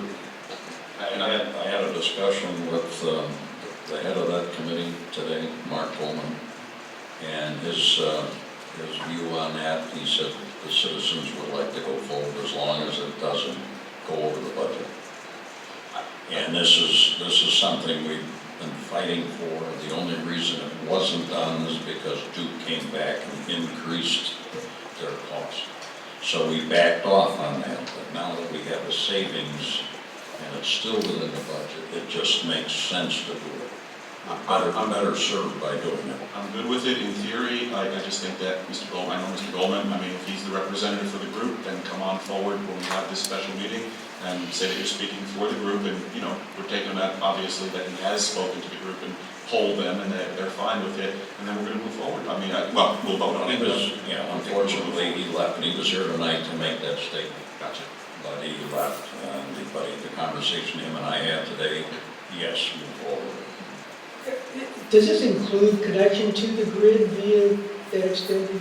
Yes, if it goes from Bay Shore and 22nd, would connect to those main wires. So that would give us total isolation from the rest of the city's grid. So it doesn't affect the lines running behind the residences? No. The fact it would cut out a load and it might even help situations on the intercity. So it's a win for us and a win for them, possibly. Yeah, and it would only be on one side of 22nd Street, because I don't know if you're aware, we're only boring on You'd be going under, let's see, south side of 22nd. So that's going to provide the greater redundancy in that. greater redundancy. I've got 2 more related undergrounding questions. One is, we've talked about how you do yearly assessments when there's going to be the savings to, how is it going to be handled for the people who paid up front? We'd have to give them some type of credit back. So we don't have a mechanism for that yet, do we? Oh, no, we would just refund it. We just do a refund. Okay, because I'm being asked questions on that already. Yeah, there's like, Melanie's gone, 25 maybe, that paid it in full. No, I'm just wondering, because I've got to say I don't know, but I'll get you an answer, so we're working on that. The third one is for, you're moving forward on Harrison and Rob Reesberg on Howard. Says people are interested down there, so perhaps you want to reach out and touch base with Rob Reesberg on Howard. There may be some economies of scale in extending this project. Yeah, I've asked Duke to give me a price for Harrison as far as the cost to get the binding estimate. So I've sent that to Miriam already from the last I council. don't know if you can move as fast as you would. Yeah, I don't know, that's what The I'm other- trying. Just to let Lynn, to let you know, I talked to Mark Porter, and he's pretty sure they can use a 2-inch conduit, but there's also enough 4-inch conduit that Duke has at their service area. So if they have to use 4, they can. And the machines we have out here are able to bore. Yeah. Yeah, I know they can bore different sizes, but I have a question. So just so I'm clear, what we're talking about is just undergrounding a feeder line, for lack of a better word. We're not touching the lines for those houses that are between. Be in the Bayshore. public easement, it will not be on their property, it will underneath to be, won't do anything. yeah, there's a pretty good right of way along 22nd Street on both sides. Okay. If we do a special meeting, because it sounds like this is going to happen quickly, I believe we have to call it on 12 hours notice, and that could be as early as tomorrow tonight. At this point, I'm not going to call it midnight, but do we have any preferences? Because we're going to have to get, it sounds like we're going to have to hit this the first time here, so I'd like to try and get as many of the council. Yeah, I'll get an answer tomorrow. Okay. I wouldn't expect a special meeting till Wednesday or Thursday, but I'll call the mayor, because he can call it himself. So I'll ask him, and it'll just be something short. Right now, really, at this point, because we wouldn't have that final cost from Duke, it would only be letting me put the conduit in. So, I just want to. When will Duke have the cost to? Well, they gave me a price originally, and I'll pull that out. I think it was, if they did the conduit and the work, it was like $100,000, and if they did the wire, I think it was like $50,000, but I'll pull that out, but I'll verify. Yeah, because I don't see any need for us to meet if we're not voting on everything and getting everything just handled at once. There's no need to have multiple meetings. Well, no. What this would do, regardless, if the group really wants to go forward with this, it would at least have the conduit in the ground.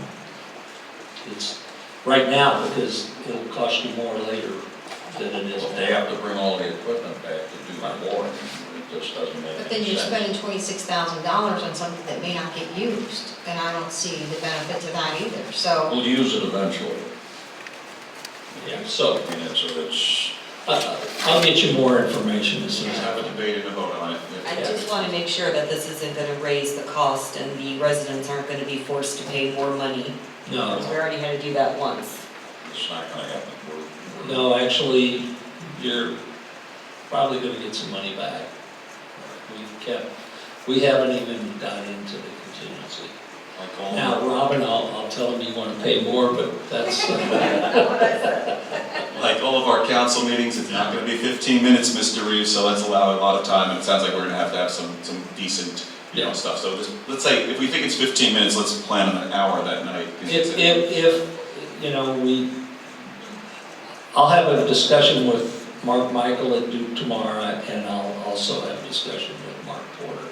Because, if it's a couple $1,000s to change, to bring them back, then to me, that's a moot point if we need to delay it.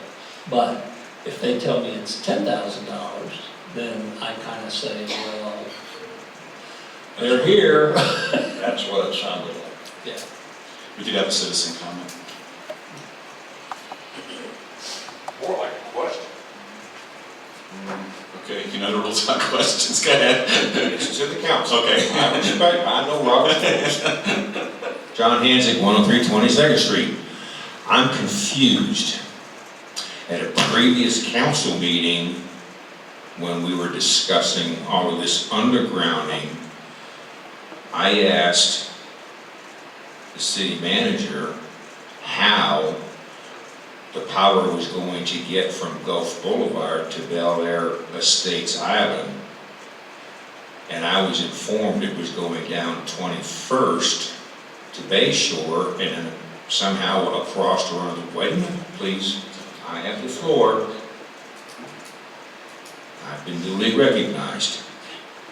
Proceed. Thank you. That's how it was going to get across to Bel Air Estates Island. Now I'm hearing it's going to go down 22nd Street, and then I heard, and I've taken a note, that it's going to be on the south side. Then you're talking about the right-of-way. It's not going to go down anybody's property. The only right-of-way you theoretically have is the median on 22nd Street. So what changed between going down 21st and Bay Shore to 22nd? And what right-of-way are we talking about specifically? I know that there's utility easements on our properties to the street, to the curb. And how is that going to impact going around the lift station at 22nd and Bay Shore? Thank you. Now, hang on 1 second, council. Stay right there, Mr. Hansi. Does any other citizen comments? Does anyone on council want to address this? It's not a back and forth, so let's go with council comments, and then I will come back to you. If you get, I want to make sure your question gets answered. Yes, sir. Okay, Mr. Bean? Right, originally, the power came down between 20th and 21st. Okay? So I don't know where the conception was, but originally, before you got here, the plan was to go on both sides of 22nd Street. In the easement, direct bore, so you're not gonna have any, you won't even know they're under there until they pop out at Gulf Boulevard.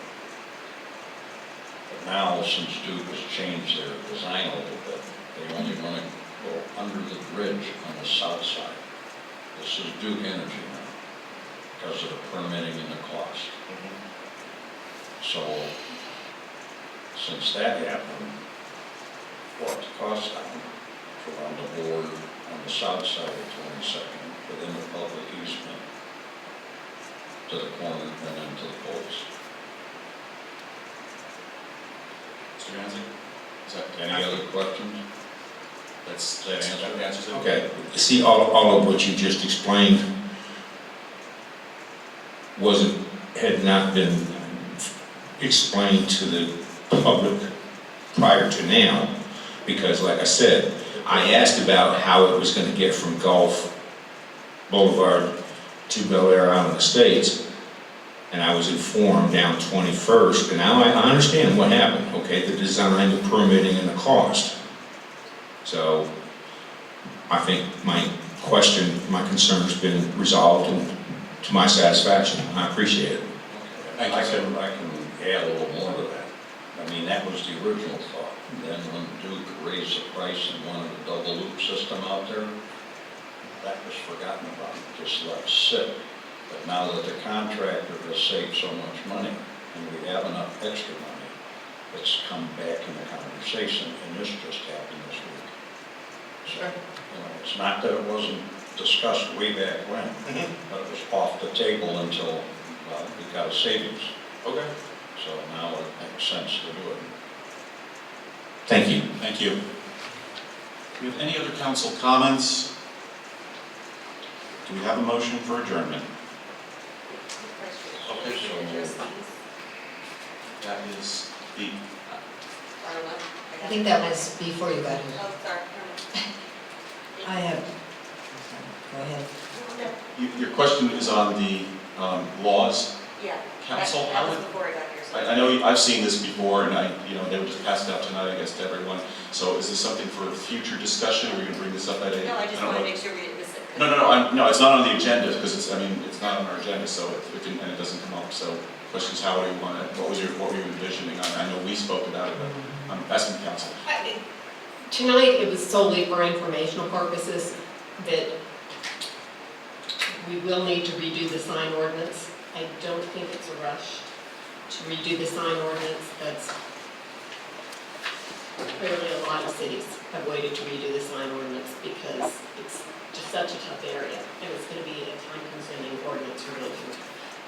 The other item, you and I are in disagreement. We know members of the Supreme Court are in disagreement sometimes on the constitutionality of the current parking restrictions.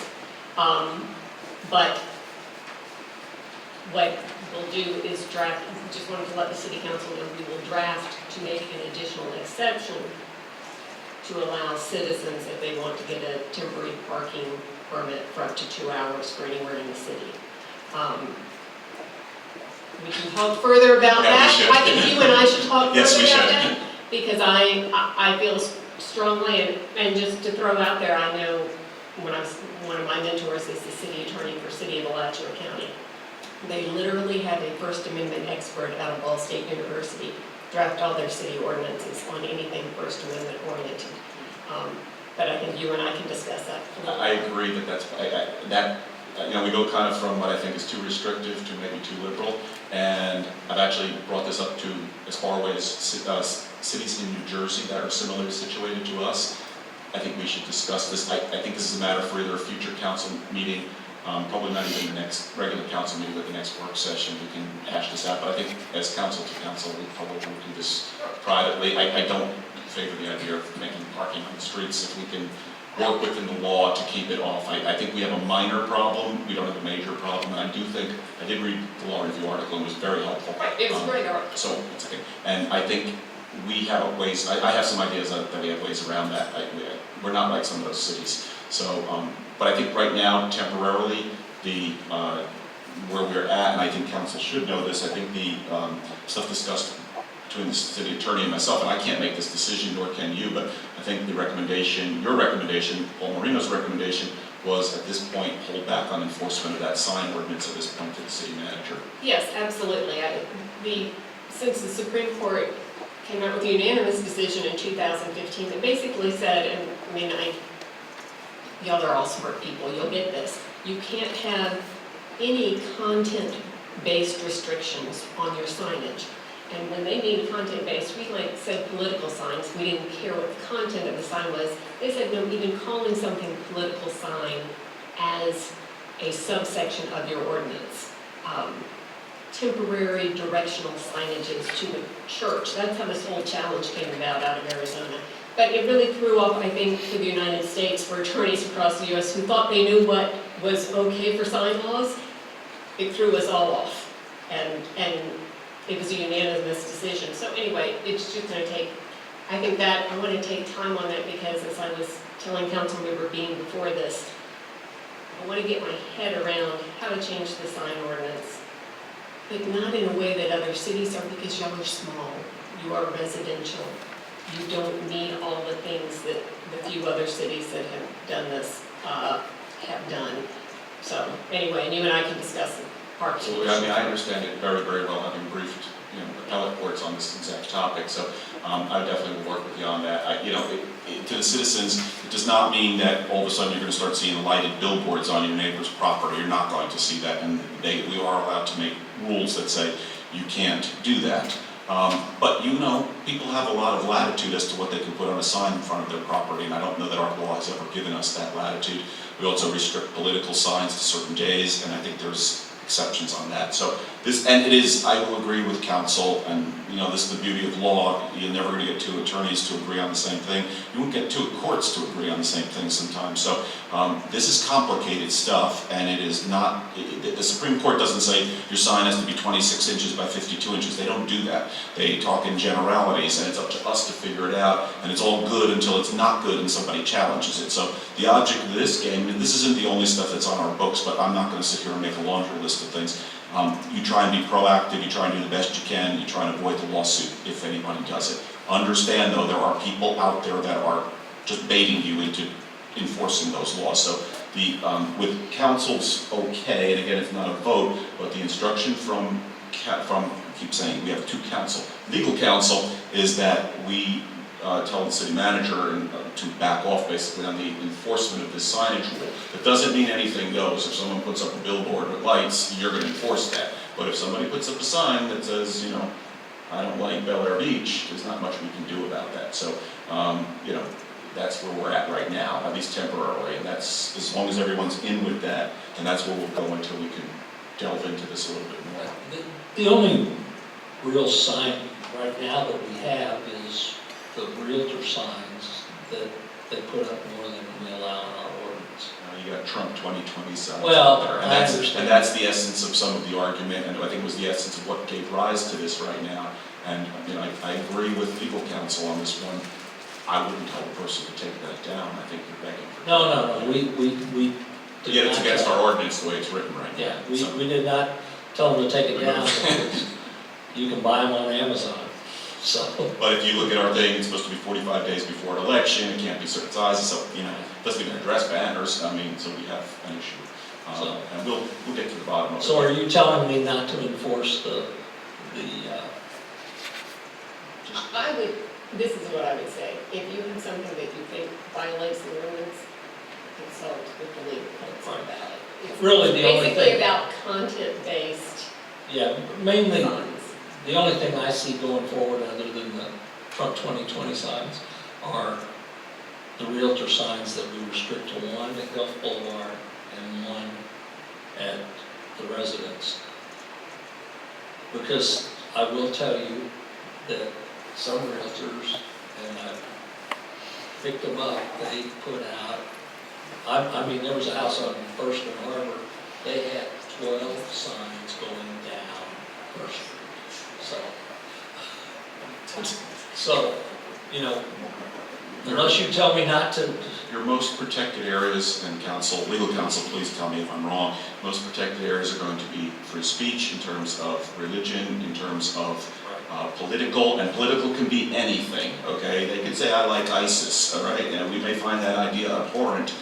You don't pull that sign, okay? Because you're gonna get in trouble. So I think, I agree with legal counsel, before you pull a sign or you issue anything, I think talk with her or Paul Marino, let's get a decision. You know, in a pinch, I'm not advisor to this city, but run it by me, run it by somebody, don't act first, act second. no, I'll ask her or Paul to say, hey, Absolutely. do we want to still enforce it? Because we get complaints about that sign regularly, Be very, very careful. especially on the weekends. You You know, have to look for it, I mean, it's not even as though it's on the front of the house, so. You have to do like a station. no, I mean, people put up open house on Saturday and it's Thursday. But no, I mean, no offense to the realtors, I know we have a person on our board, but, our counselor, but they don't have the same rights as a politician or, you know, so there's difference. There's, the free speech rights for someone with a business is different than a political organization. So just, you know, the trigger points. I'd like to say I 100% agree with you, but reading that Supreme Court case, I'm not Might not sure be if sure. anybody really knows. Right. It's true. I mean, and it's a moving target. So, you know, and the problem is if you're wrong on this, it's a federal 1983 suit. You get really bad publicity, cost you a fortune to defend it, and you may lose a bundle. So that's what we're trying to protect against. I mean, you're talking a 6-figure bundle. It's not a small settlement if you lose one of these. Everybody had enough? Any motion for adjournment? So moved. Second? second. All in favor? Aye. We are adjourned. Thank you. Sorry, guys,